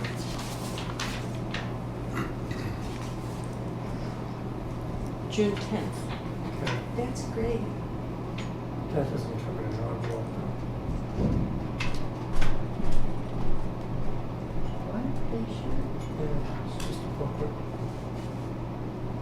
Well, I know the town meeting one is a booklet, but is. So the still warrant, is- Yeah. the warrant for town meeting is that booklet. They've been talking about changing that format, but they're gonna keep it the same for the June 10th town meeting. So that's a folder, not an envelope.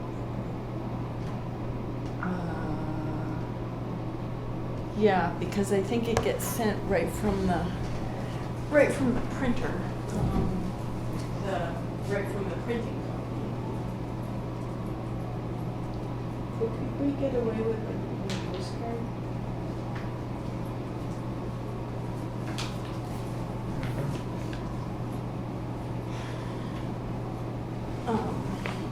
Yeah, so they must just print postal resident Yeah. or something right on this.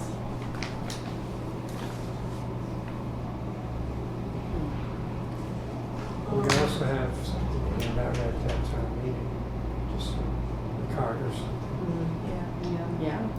But we do wanna nail and just how many people come to No. Yeah, but the I ones don't know that many. come to town meeting are probably.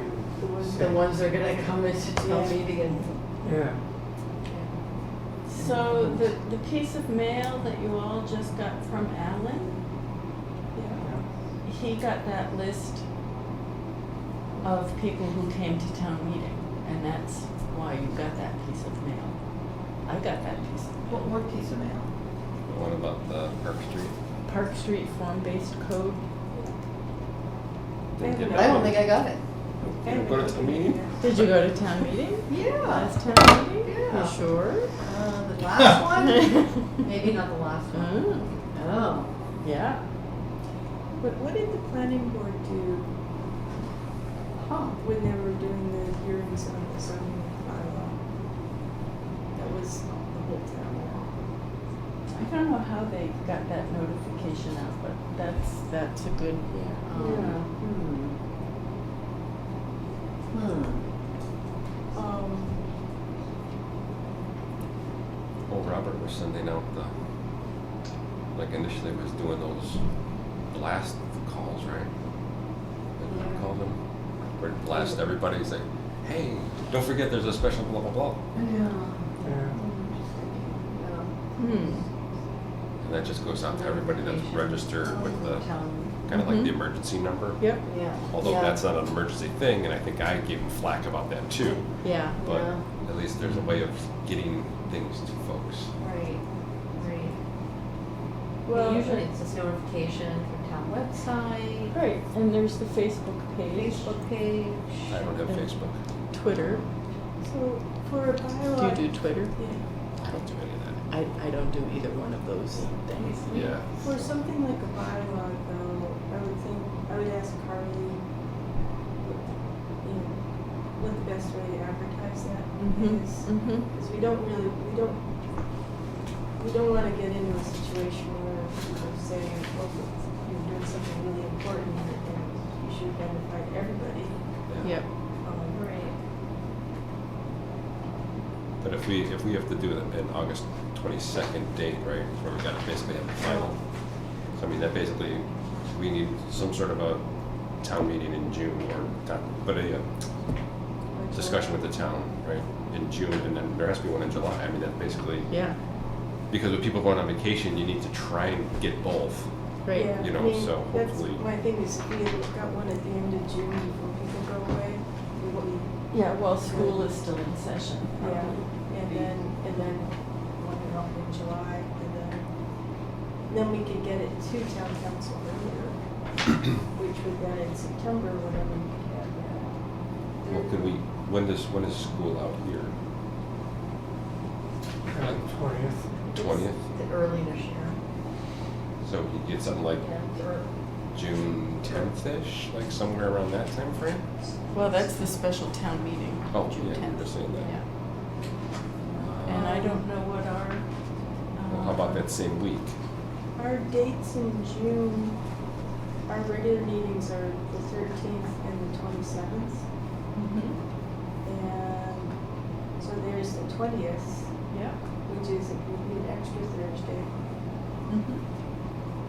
We could do special one. But you're saying the 20th is the last day of school? In the Somewhere town? around I think it might be earlier than that. I heard a rumor it was earlier because there were no snow days. Right. 16th or something. 15th, 14th, something like that. Well, there's classes versus the exams and stuff.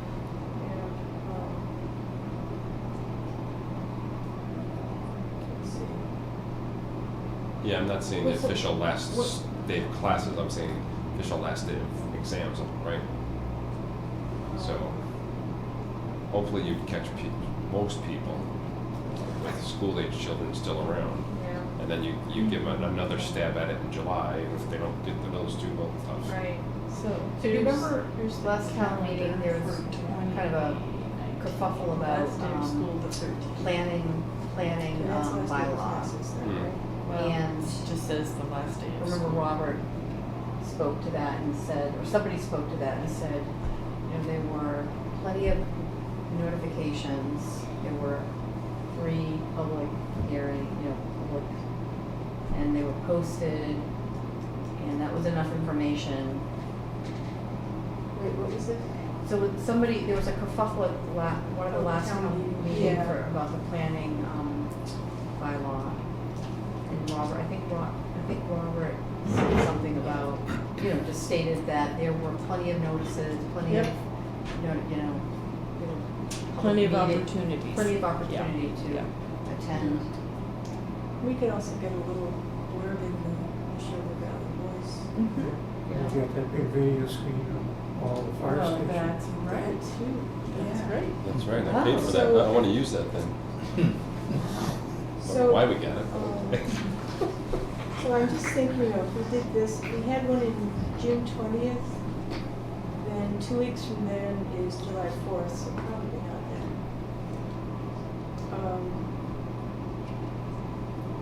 So Thursday, June 20th would be an extra meeting, then we meet June 27th, and the following Thursday is July 4th, that's a no. And then we have a regular meeting on July 11th. So if you wanted to do another extra meeting, instead of our regular meeting, we could do July 18th.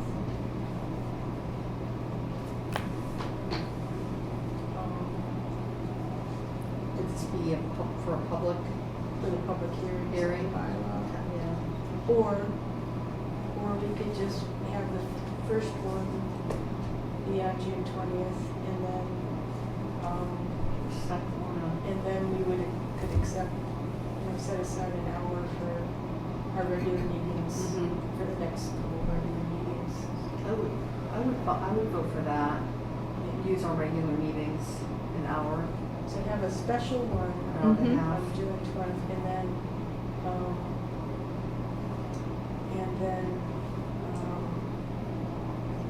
a postcard can say subsequent regular meetings will include time for bylaw discussion and comments as posted. Yeah. What was that? What was the first one? The like the regular or non-scheduled one? June 20th, So you do with the June 20th full open discussion, just on and bylaw. then follow-ups would be the 1 hour or something. Yeah, and then we could follow up, we could follow up on the 27th, 11th of June, as well as the 11th and 25th of July. So it's, if nobody showed up, but, people were interested in. So you're saying June 20th, June 27th And at then, our regular meeting, and then July 11th at our regular meeting.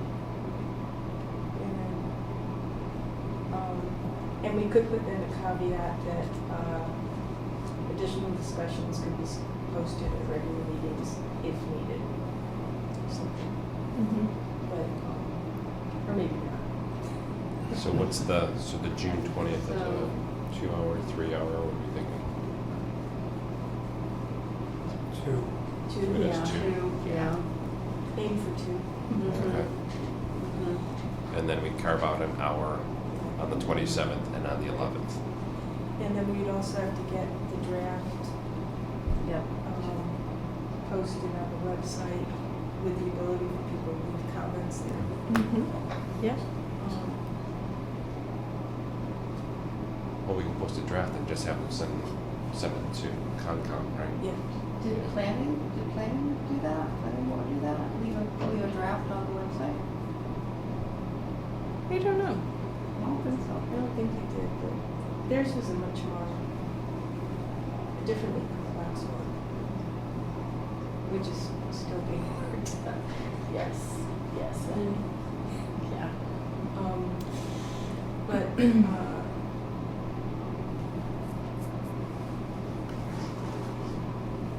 yeah, I mean, I don't see there's anything wrong, we could have the draft for review on our website, and,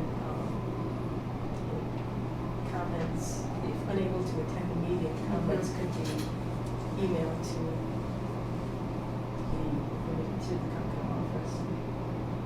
So, Yeah, and what do you think about having some daytime hours at the office for people to come in?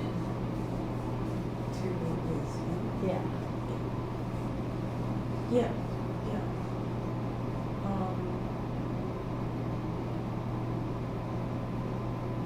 Although I don't think we really want you to mediate. Oh, I Yeah, know, I don't- I don't want to either, but just, you know, if somebody feels like they need to blow off some steam Yeah. or Yeah. want to bring written comments in or, they will anyway. Yeah. They will anyway. Is there- I wouldn't put that in writing.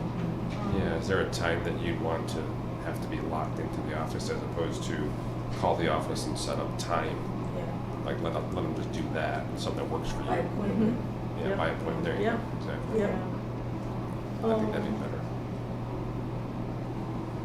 I mean, I think I vaguely remember Robert at some point saying that the town would help with mailing expenses for something like bylaw stuff. Maybe. But if not, I would think this would be a legitimate use of our library fund if we needed money to pay for it. It's furthering the interests of the act. And then some. And then some. So after Monday, we should talk to Carly and Robert. Yeah. Not before Monday. They have town meeting in the brain. Oh, yeah, forgot about that. Yeah, so, Yeah. so, on that, then, I'm thinking Monday is the 15th.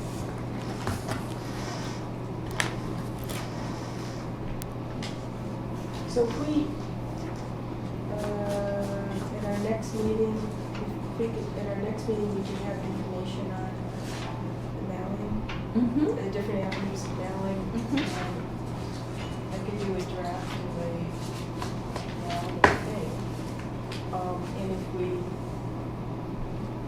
approved of that, and, then we could get that out the following week, right, which would be Memorial Day week. And that would give people 3 weeks notice For June 20th. for June 20th. And this is an advertised public hearing, Yeah. or is this just a non-advertised public meeting? Public meeting. Meeting. Public meeting. Yeah. An advertised public meeting? Not a legal letter, no. Okay.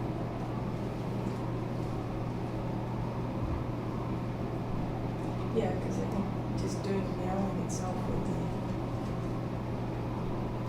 Are we gonna have to have a public hearing, a noticed public Yeah. hearing? Yeah. Okay.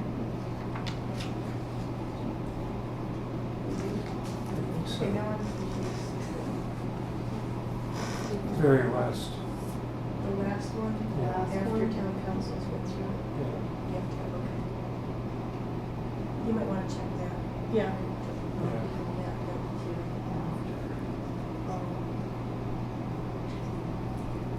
The town council has to have it by August 22nd. Yeah, And it's gonna take them, if we got it to that a bit earlier, that would be good. right.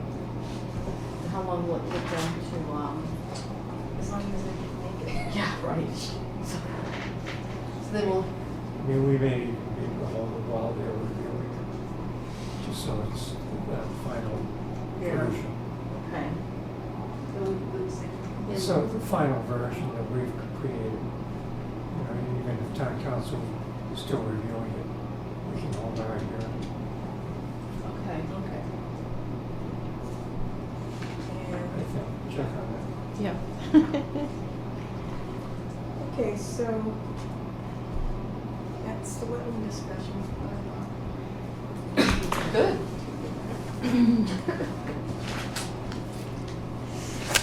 Conservation office updates. All right. Oh, so. Back to Shad. If you face Town Hall from the post office, on this corner of the building and on this front corner of the building, there are these beautiful, slim, multi-trunked, small trees, large shrubs that are shad. And this beautiful little fish is also a shad, and it's anadromous. It lives its adult life in the ocean and comes into the Merrimack River and the Connecticut River to spawn. And shad, the tree, was named after the fish because the fish come into the river when the shad is blooming. They just happen Or to coincide? They just happen to coincide. Okay, Yes. okay. So the tree's Latin name is Amelanchier, which doesn't have anything to do with the Latin name of shad, but it's kind of neat that they are named after each other. Are you And using it as one of your little conservation postings? I am, but next spring, because the flowers have all gone by. I know, it's sad. Cindy was away this week. I know. Yeah, it happens very quickly, doesn't it? It does happen very quickly. But they have beautiful blueberry blue fruits on them Oh. that generally don't last long enough for people to pick. They are delicious because the birds clean them out. As soon as they start getting ripe here at Town Hall, we get cedar waxwings by the dozens. Really? Yes, it is amazing, just amazing. Yeah, so that's Very cool. today's I like the cedar waxing story. nature moment. Awesome. All right, let's buzz through these. I did all the inspections yesterday in the sunshine. And let me tell you, it was really nice. But last week, in the opposite of the sunshine, I went with Marion in blue to her friend Sally's house in Groton with the biologist Jen from Fish and Wildlife and the Groton conservation agent to certify Sally's huge vernal pool. That's a vernal pool? They're up to their hips in this vernal pool. And we saw, in the very first dip net, we got this gigantic fairy shrimp. Oh my, I've never seen one. Oh, well, so I brought the Oh my goodness. the field guide to vernal pools. They're usually this big. This is my thumb. So they're about the length of a thumbnail, unless you happen to be this gigantic female. And these are her Wow. eggs right here. So they go right back in the pool, right? Yes. They didn't get taken out as No, they didn't. And these are American toad tadpoles, Yeah, yeah. which was American toad. which was really fun Yeah. to see. But if you find a fairy shrimp in a vernal pool, you don't have to go any further That's because a vernal pool. that's a vernal pool. Oh, that is so cool. And we didn't actually find any salamander egg masses or larvae. Is it too soon? It might be too late. Apparently, Too late? the big night didn't happen this year. No. There wasn't a combination of wet and warm enough I think when it was still really cold and. some of my baby turtles have died Mm, in the nest oh dear. because it didn't warm up enough for them to hatch. Oh, It's been a weird spring. it has been a weird spring. So this was a really great experience coming on the tail end of the webinar I listened to about vernal pools given by the guy who co-wrote this book. Actually, Sally is a close friend of mine who called me up to say, what can I do about my vernal pool? I said, you could get it certified, call your conservation agent. Yeah. Yeah. And then she called me, left a message on the machine to say that it was being certified the next day, and Marion Stoddard was coming over with somebody from Ayer. Oh, After wow. they called Joanne. Yes. I said, Wow. are you going over? Wow, news travels fast. Yeah, it was it was great. It was really so. If we ever That's so cool. ever get to the point where we want to certify vernal pools, I learned an awful lot about how to do it, and I think we could handle it. So who are those two in the water? This is Jen, the biologist from Fish and Wildlife, Okay. and this is Nick, the Groton conservation agent, who was learning all kinds of things about vernal pools that day. Hmm. Yeah. was really fun. Jen looks Park tree. Yeah, I know, she did that Yes. little fringe. You know, it's like a, I it's never like a realized a hat, vernal but it's pool could be that big. I was imagine them smaller. Well, they come Huge. all different sizes, and that one dries up by September. Really? Yeah, yeah. Next spring, now that you know all this, do you remember, George, we had walked down to Mr. Cowley's property, past the Boy Scout Bridge, and on the far side of that little pond on his property, and there's a path back there that you can cut over, cut through the woods and get to Sandy Pond 3. But there's a little pool there that runs into the pond. We sort of speculated on whether that may or may not be a vernal pool. So if there's a possibility, next spring, you could contact the Cowleys to see if you could take a look to see Yeah. if it's within the ballpark. Yeah. Yeah. It's probably too late now, right? Yes. Yes. Because those pollywogs are going to be sprouting legs pretty soon. So this is Central Ave. No erosion controls, no phone calls, no letters, no nothing. And George, if I remember right, you had suggested sending them a note saying, please give us a firm date. Yeah, and put in erosion controls right away. Yeah.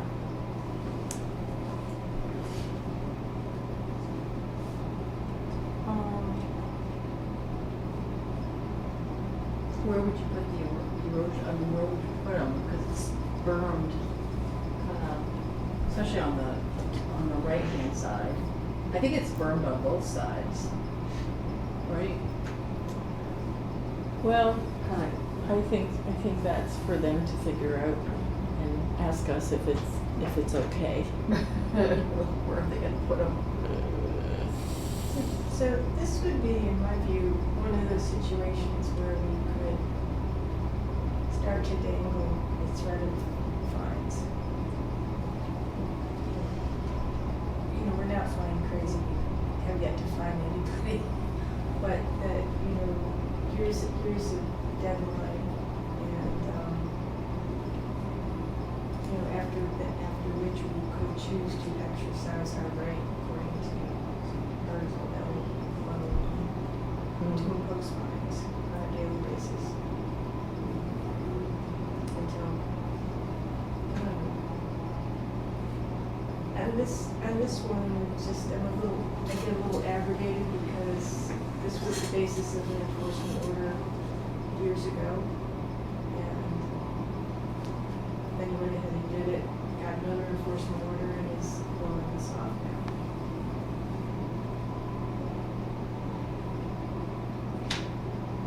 So I wouldn't jump to imposing fines. I would say, here's a reasonable deadline to get us a firm plan and get into erosion controls. And after which we could choose to do this. Please don't And make have us. that in writing? Put it in writing. Please don't make us. We don't want to. Right. What do you think? Yeah, well, remember how on the other enforcement orders, we used to have that line about fines up to $25,000 to the state. And something like that, where, you know, under town bylaw, we're authorized to fine you, $300 per day. Yeah. So this reminds me of a story that, I don't know where I heard this, but it was a resident on a very large lake basically took down, I think this is up in New Hampshire, took down all vegetation on his property along the shoreline and basically put in like riprap. And for what reason, I do not know. And so the town conservation agent and commission he wasn't gonna budge, because he was like, it's my land, I have a right to do this. And they're like, no, you kinda don't have a right to do it, but they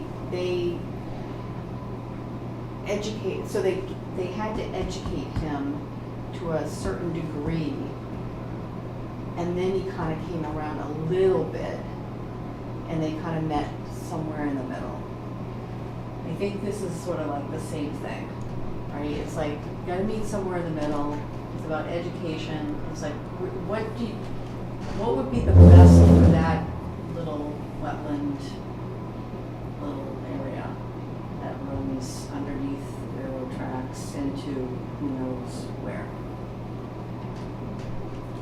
It is a sliver of, it could be a little ecosystem where birds, and there's water for birds, and there's vegetation, and there's some shrubs and trees. But I'm sure he wants to do something else with that property as well, right? Well, I think our main concern is, because that's a flowing system Right. through there. Right. We don't want that flow And, damage, which will create problems elsewhere. right. Well, if it flows damage, it's only gonna damage him, right? Where's the water gonna go? It's such an eyesore now. Well, I can send him an email at the beginning of the week. I can call up his assistant and ask her if she knows anything about anything.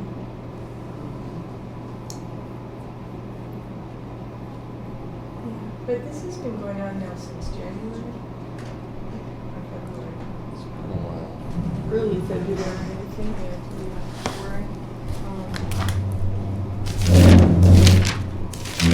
Yep.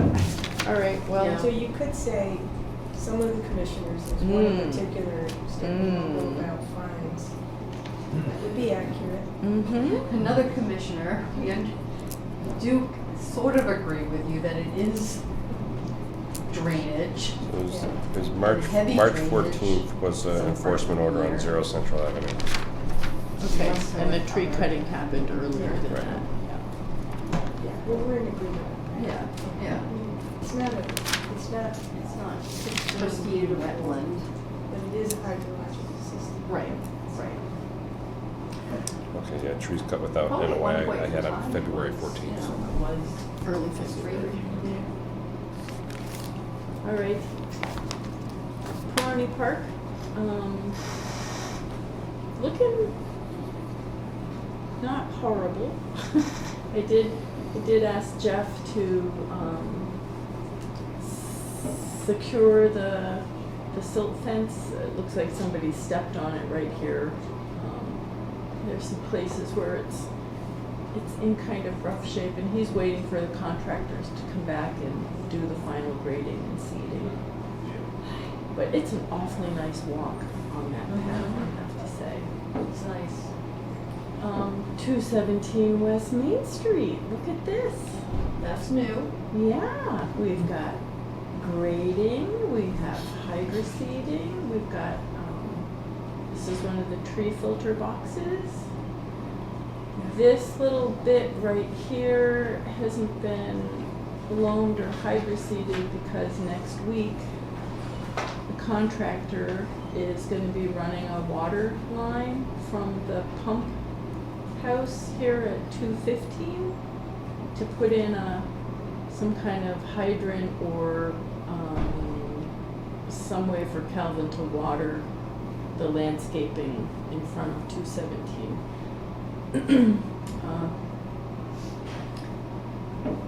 And I met the contractor. He seems like a very good guy. This was all really nicely done. Calvin came in yesterday, and I asked him to take some debris off the erosion controls out back. So that's coming along. So the Rosewood Ave culvert and and beaver fencing here. Somebody, and I don't know who, moved all this material up onto dry land from where it was piled up against this fencing. And did I include? No. There is, we're back to a very tiny stream in the stream bed of the downstream side of this culvert. That's upstream. Yep. And now So downstream To the other side. the other side of the. the other side is, Yeah, the solar field was up to the left, right? Yeah. Yep. So we've got the replication area that's supposed to go in. yeah, On the upslope of the downstream side. And Mike Lottie was saying, well, we really need to make sure that the water level is gonna be kind of stable, otherwise we're putting in all these wetland plants and there's not gonna be any hydrological support for them, and now we're back to that situation where the stream is tiny and so that's something we have to sort out. I don't really know how to proceed with this unless we just get him to pick another place. Might be the best thing to do. I think so, because counting on there being water here, it's either really feast or famine. And, all right. Maybe they need to consult somebody, a specialist, to look at it. I don't know, somebody like DeShane. Where would be the good spot for replication? Yeah. If it's not here. Yeah. yeah.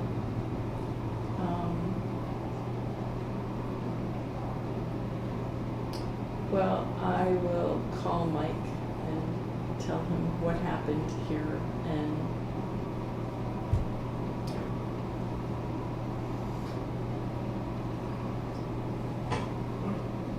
and if he needs to pick another place, he needs to ask his specialist, I think, Yes. where. Well, I'm thinking The house at 0 Rosewood is coming along. It's super tidy job site, really,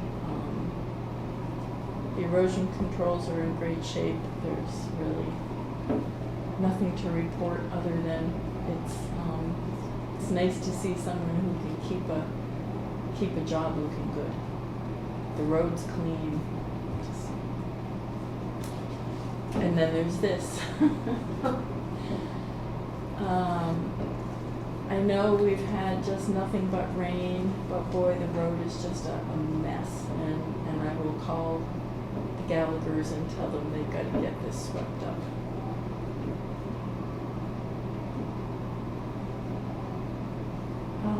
0 Washington Street, which is now 156 Washington Street, is right where Groton Harvard Road and Washington Street come together. It's a cute Yep. new Yep. house. Oh, on the hill, Is this down the hill that has a really sharp Yes. drop-off? sharp, Yes. the sharp drop. Yep. Their erosion controls are kind of needing some attention back here, so I will let him know about that. Wow, so all those boulders back there? Is Oh, that, yeah, it how really did is. would they just dump them back here? I don't know where they came from. Pull up the hill. Was it to hold up the hill? No, not at this part. The house is really over here. This is kind of the left-hand lot line where it starts to curve a little bit. Oh, As it turns out, it's really difficult to take an adequate picture of the slope of that. that's so steep. It's so steep. 113 Oak Ridge Drive is owned by the woman named Mary who owns Mary's Beauty Salon across the street. And she came in and said that she had had some dirt delivered and she wanted to spread it out behind her house and try to get the yard squared away. And could I go look at it to see? And Charlie sent her down to see me, which was really nice. So she has, it's steep, it's shady, there isn't much growing back there right now. It's like our dock's underwater. Her dock is underwater. Thought so too, man. Yeah. Yeah, maybe I'm just seeing. I think that stays in year round. Yeah. Yeah. I don't know if it looks like it's supposed to float up and down on those posts, but no, it's underwater. So I'm thinking that she needs to come in and see you all. This is a bigger, I don't really know exactly what her plan is. Her 3 piles of dirt are pretty small piles of loam.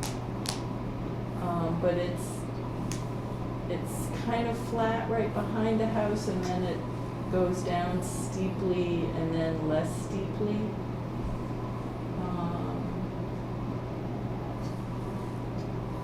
What are her thoughts? She just wants to make it grass or a nice yard. So she just wants to put a little better room on the ground so something can grow in. Right in that heavy shade. Grass is gonna grow very well. I don't think grass is going to grow very well there either. And I would probably down by the water's edge start putting some small plugs and plants and things in, but I mean you could dig a little hole and put some dirt in and get some stuff growing down there, but Yeah, I think she has a different idea of how she wants this to come out than what reality is going to it's a serve her. very difficult spot. Yeah.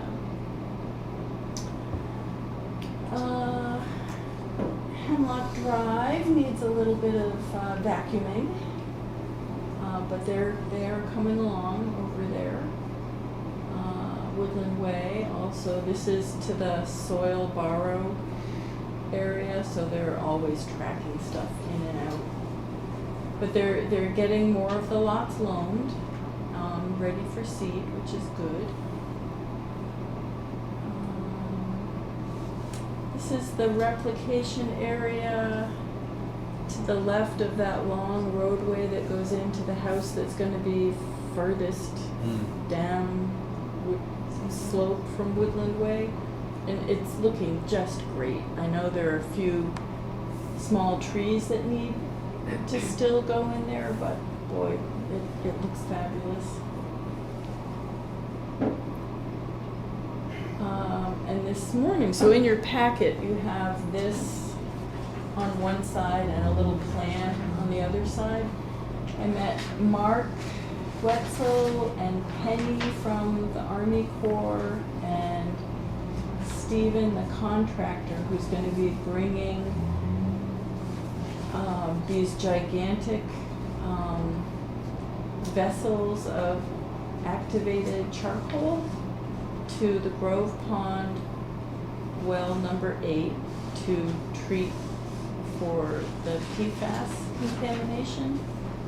So on the little plan on the other side, the red rectangle is where this temporary treatment plant is going to be placed right next to the wellhead. And it's a tiny bit in the buffer zone.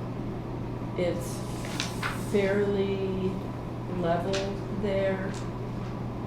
The treatment plant comes on as a unit, so they're going to put down some crushed stone and a steel plate and then just place this thing on the ground.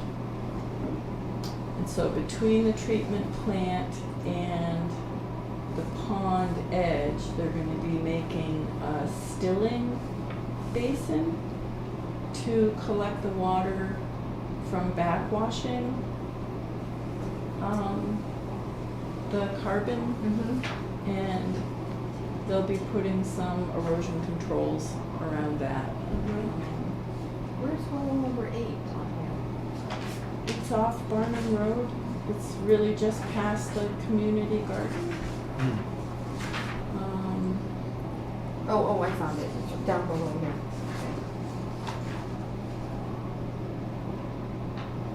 Oh, wow. And, oh, So I think he said these vessels are each something like 12 feet by 20. And they hold 20,000 pounds of carbon each. They're big. it's amazing. And there's a huge high demand for these temporary treatment plants Mhm. right now, and Mark was feeling really very fortunate that they were able to get one. Get them. Yeah. So it's gonna be installed by the first week in June, and it's gonna be there for about a year. Wow. Yeah. So that was very interesting. So the green line is the buffer zone, and the blue is the wetland line just up from the edge of the pond.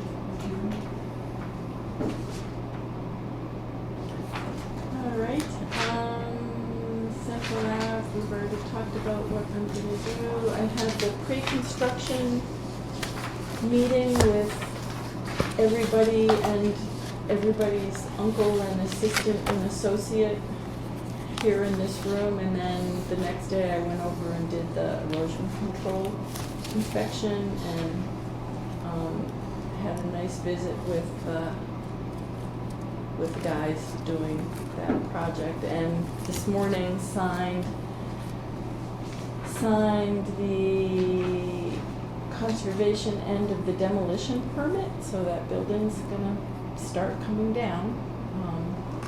They've put, rather than just putting a limit of work orange fence across the back of the project, they've construction fenced the whole thing.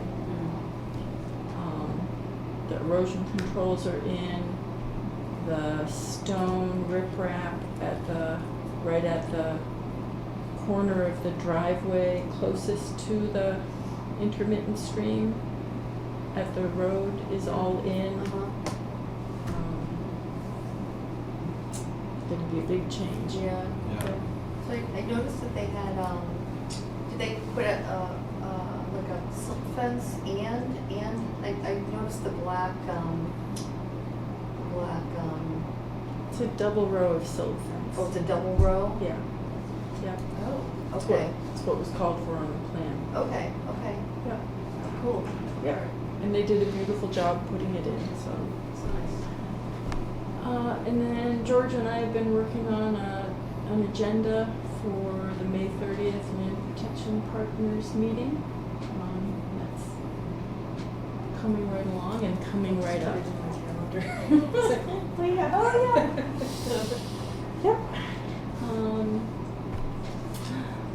And that was at Pingree Hill.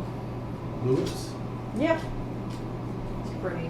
They are just so darn cheery, and they don't really care that there's all kinds of work going on around them. No, they don't. They're just Fluids. Fluids. Yep. Yep. Yep. So that's all I've got. Do you know what plant that is? Yes, it's pulmonaria, lungwort. Longport. Oh, there's that.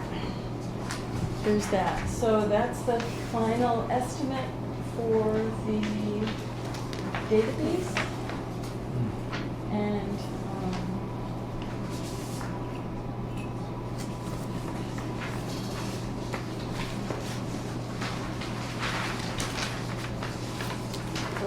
have one other thing, so I thought I was done, but I'm not done. So $6,000, there's, on the back of the first page, there's, kind of a screenshot of what it would look like. She's the same woman who did the access programming for Charlie's building department database. So I asked him what he thought of his, and he said there are some things that are annoyances, but it's mostly not to do with the actual database itself. He mostly really likes it. And he thinks that she's very easy to work with, Kim, the programmer. And Robert did say that since we have such a healthy balance in our wetland fund, that that's how this should get paid for if we want to go through with this.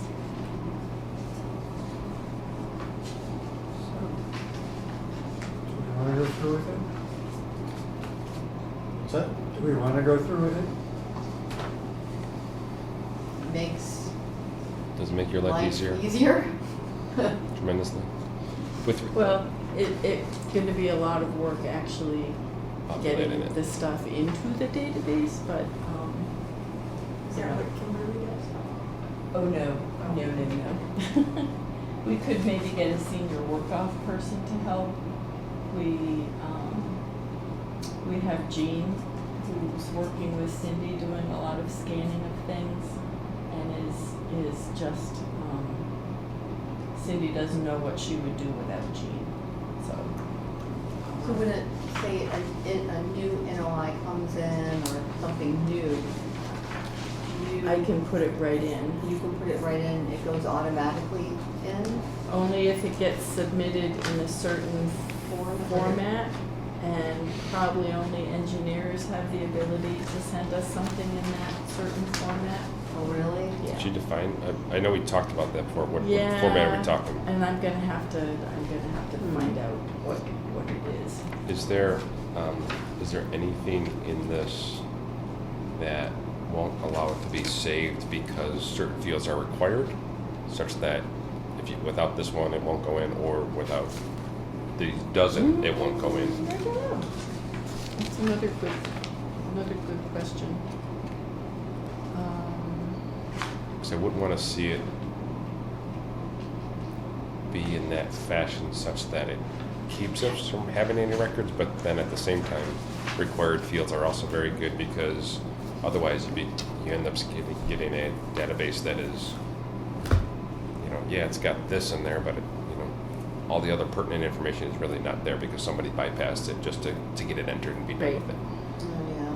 Oh, So that's where. yeah. Hmm.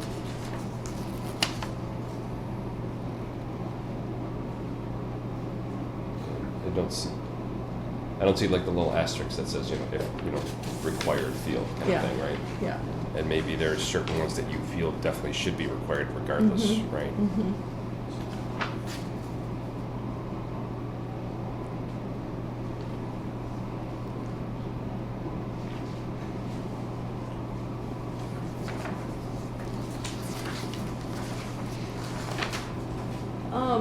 I could ask Cindy and Kim to come into a meeting and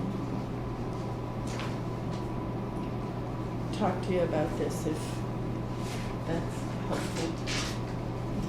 Do we want that? Do you think it would be worth it? I mean, Well,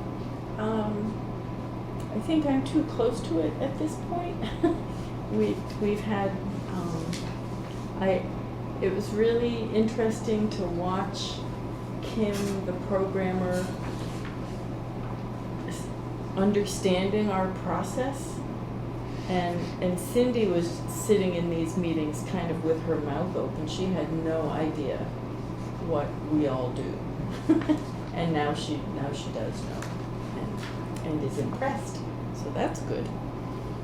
So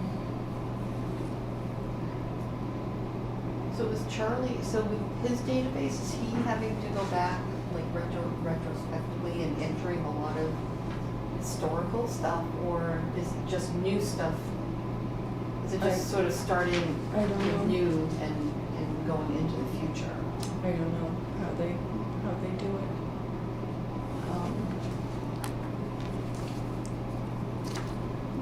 Ryan had worked on something, but where it is, it wasn't accessible, right? Well, I have a spreadsheet that shows where the big plans are. And then there's another, there are two other files. One is past projects and one is current projects. And they're, it's just a list of file folders by street address with some of the documents scanned in. So it's not complete by any, and it's not searchable, and it's not,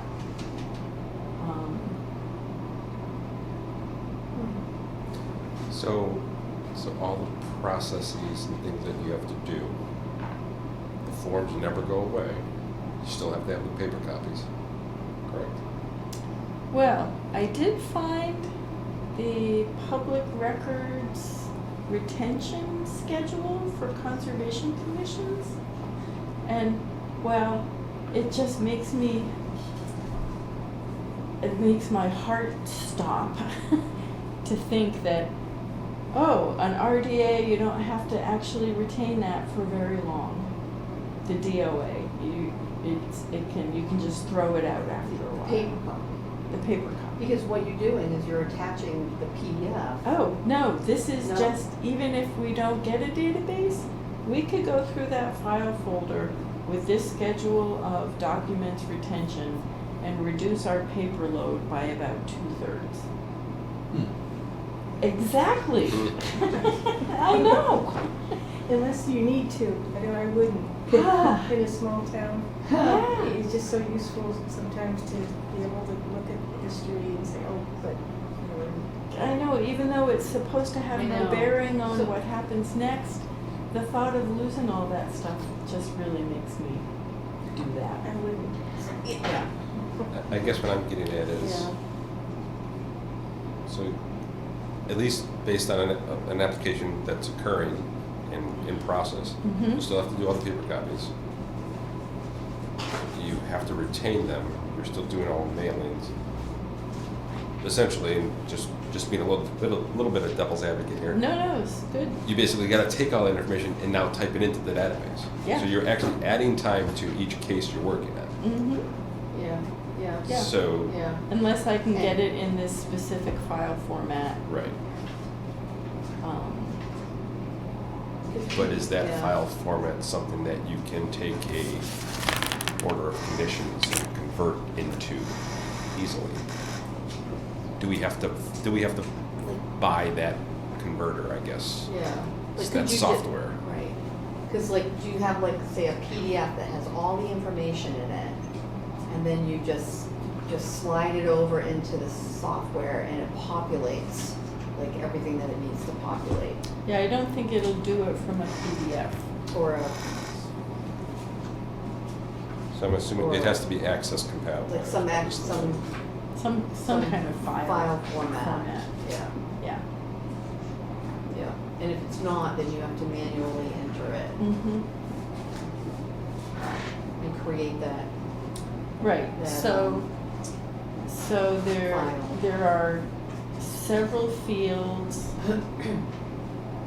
for an application, but then there's a place to drag and drop the PDF with the notice of intent. So, Yeah. Yeah. Like, So on this, in the second Oh, add box where it form. says add form. uh-huh.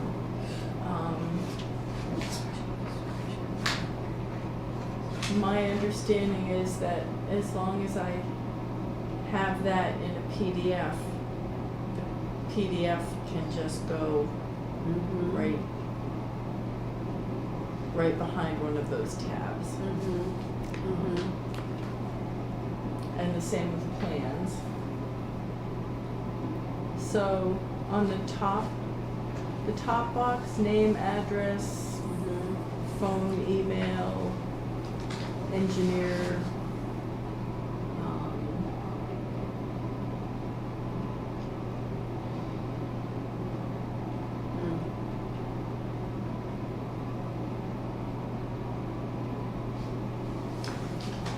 You know, at some point in time, I think this is gonna have to be done. I'm not sure this is that point in time. But things are, I hate to even say it, relatively quiet. And I'm able to do some trainings that, like today I did a webinar on water quality data. It was really interesting. And next week I'm going to a culvert assessment training that should be really fun and really wet.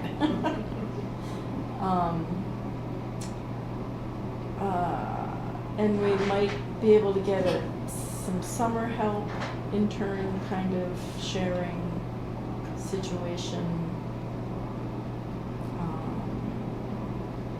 So I think it's just a question of when to do it. And we don't have to decide now. This is the, and then the last thing in your packet is, Does this allow us to track whether or not the order was filed with the registry? Comes in. well, if I get recording information, but would this link to the registry's database? No, just we have a checkbox that. Oh, yeah, there is absolutely that, yeah. And there's a way to, keep track of, either the notice of mailing or green cards. There's a way to get that information in here too. Yeah. All right.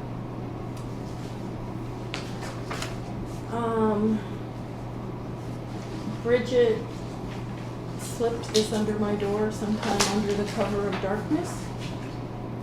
Looks like the culvert under the train tracks over near Willow Road, somewhere way off the road, is having some beaver issues.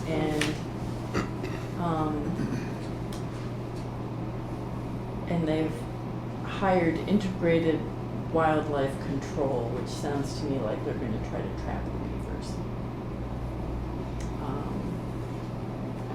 And all they have to do is tell us, so we've been told. Is this the one that reached out to us like a few months back? Wasn't it down that street down in there? Yeah. Okay. Yeah.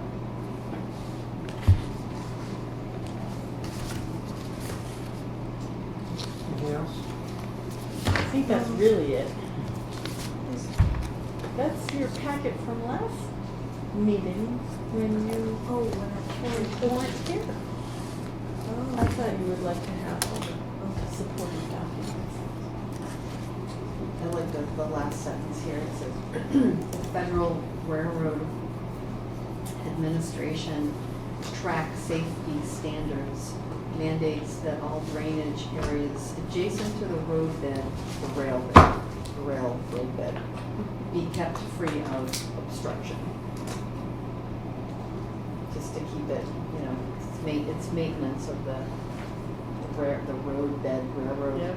Because, you know, if you have anything going in, there'll be, you know, damage that, train will, tracks will slide around. Yeah. And Mass Highway doesn't feel the same way. I Well, they can go do whatever they want with beavers. I don't need any chlorine gas derailment near my house, so. Go ahead. That's Or you don't wanna that's the put thing my this- wife worries most about. She's like, Really? she sees these on the TV and she's like, that could happen here, you know? Like, that's what I'm talking about. Angry passengers.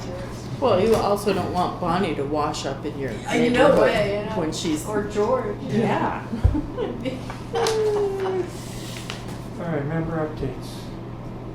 I've got nothing. John? I've just got, will I give this to you, Joanne, as MS or MA? Oh, did you get your check? I did. Thank you. I thought I had to come here, so I saw it in the mail. I'm like, I Yeah. thought we had to approve it, but thank you. Was this for reimbursement? Yes. All right, so we've got, Shows it on there somewhere. it does, and we've got the last four of your account number, and I think this is all you need. Really? Well, I think. So And you we- properly we redacted have all to the vote charges on to that? the Orchids of Asia spa.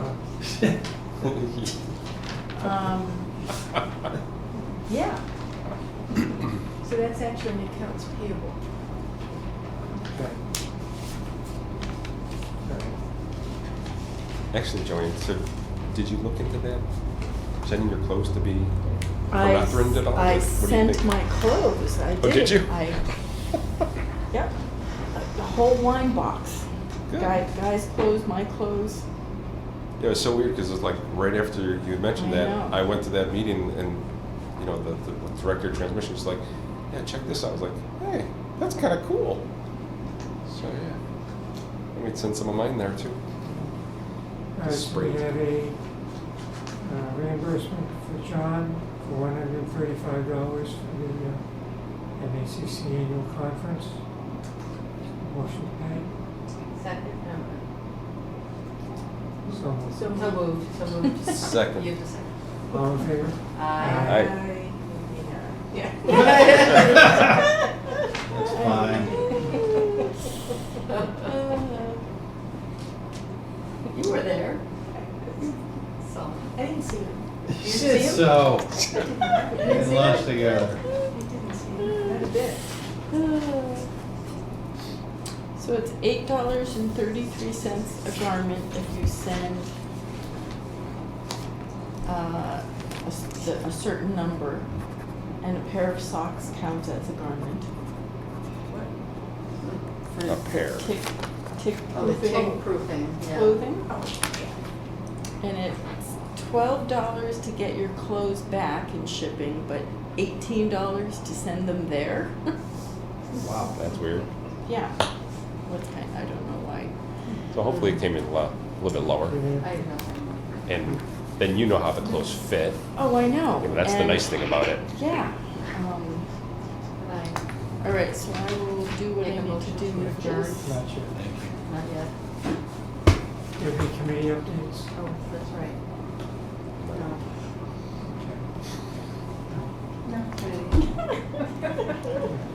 Just one thing, we're at the end of the fiscal year coming up, so if there's anything we want to spend money on,